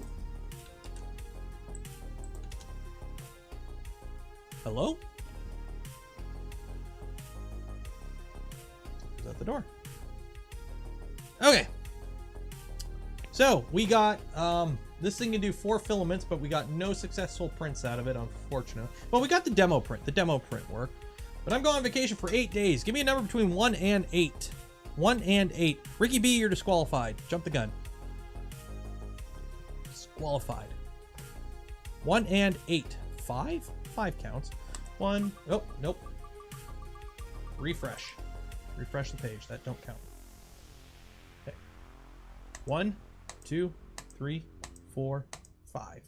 Spin that wheel for some big money, and by big money I mean a roughly $20 US spool of filament.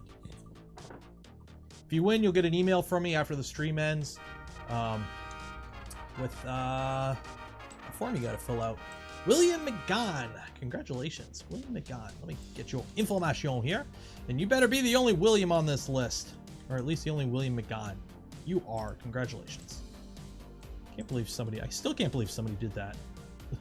That was like the dumbest way of doing it. Like, so for those that don't know what I'm talking about, last stream on Tuesday, somebody entered multiple times using the same account. But what they did was they entered, they made multiple email accounts, but they were like first name, last, or it was like you're better than, or whatever it was, ABC123, ABC456, ABC728. Like they just entered using the same multiple times in a row, immediately one after another. So when I controlled F the name to find them in the list, it was like, I'm like, one entry per person.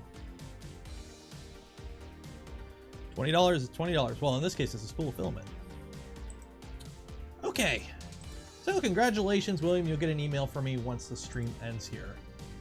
And speaking of the stream ending, stream's over. Goodbye. Nah, I won't do that. So yeah, for those that joined the stream, hope you enjoyed the show today. It sucks we couldn't get a successful print off here. We got it working. The Chameleon functions. We just got to figure out the under extrusion issue. But the filament change works just fine. So we're good there. For those that donated to the stream, became members of the channel, or gifted memberships, you're awesome. You help support the channel, content, create things I do. I would not be able to do this without your continued support. Shout out to Polymaker for the filament that we give away on these streams. You folks are awesome. Again, I'm going to be on family vacation for a bit, so there will be no regularly scheduled streaming content until next Tuesday, not this Tuesday, next Tuesday. But pay attention to the channel. Make sure you subscribe. Make sure you ring that bell, because there is a chance there may be an impromptu stream at some point, along with some VOD content I'll be putting out while I'm gone. So yeah. Be safe out there. Wash your hands. Enjoy your weekend. Goodbye.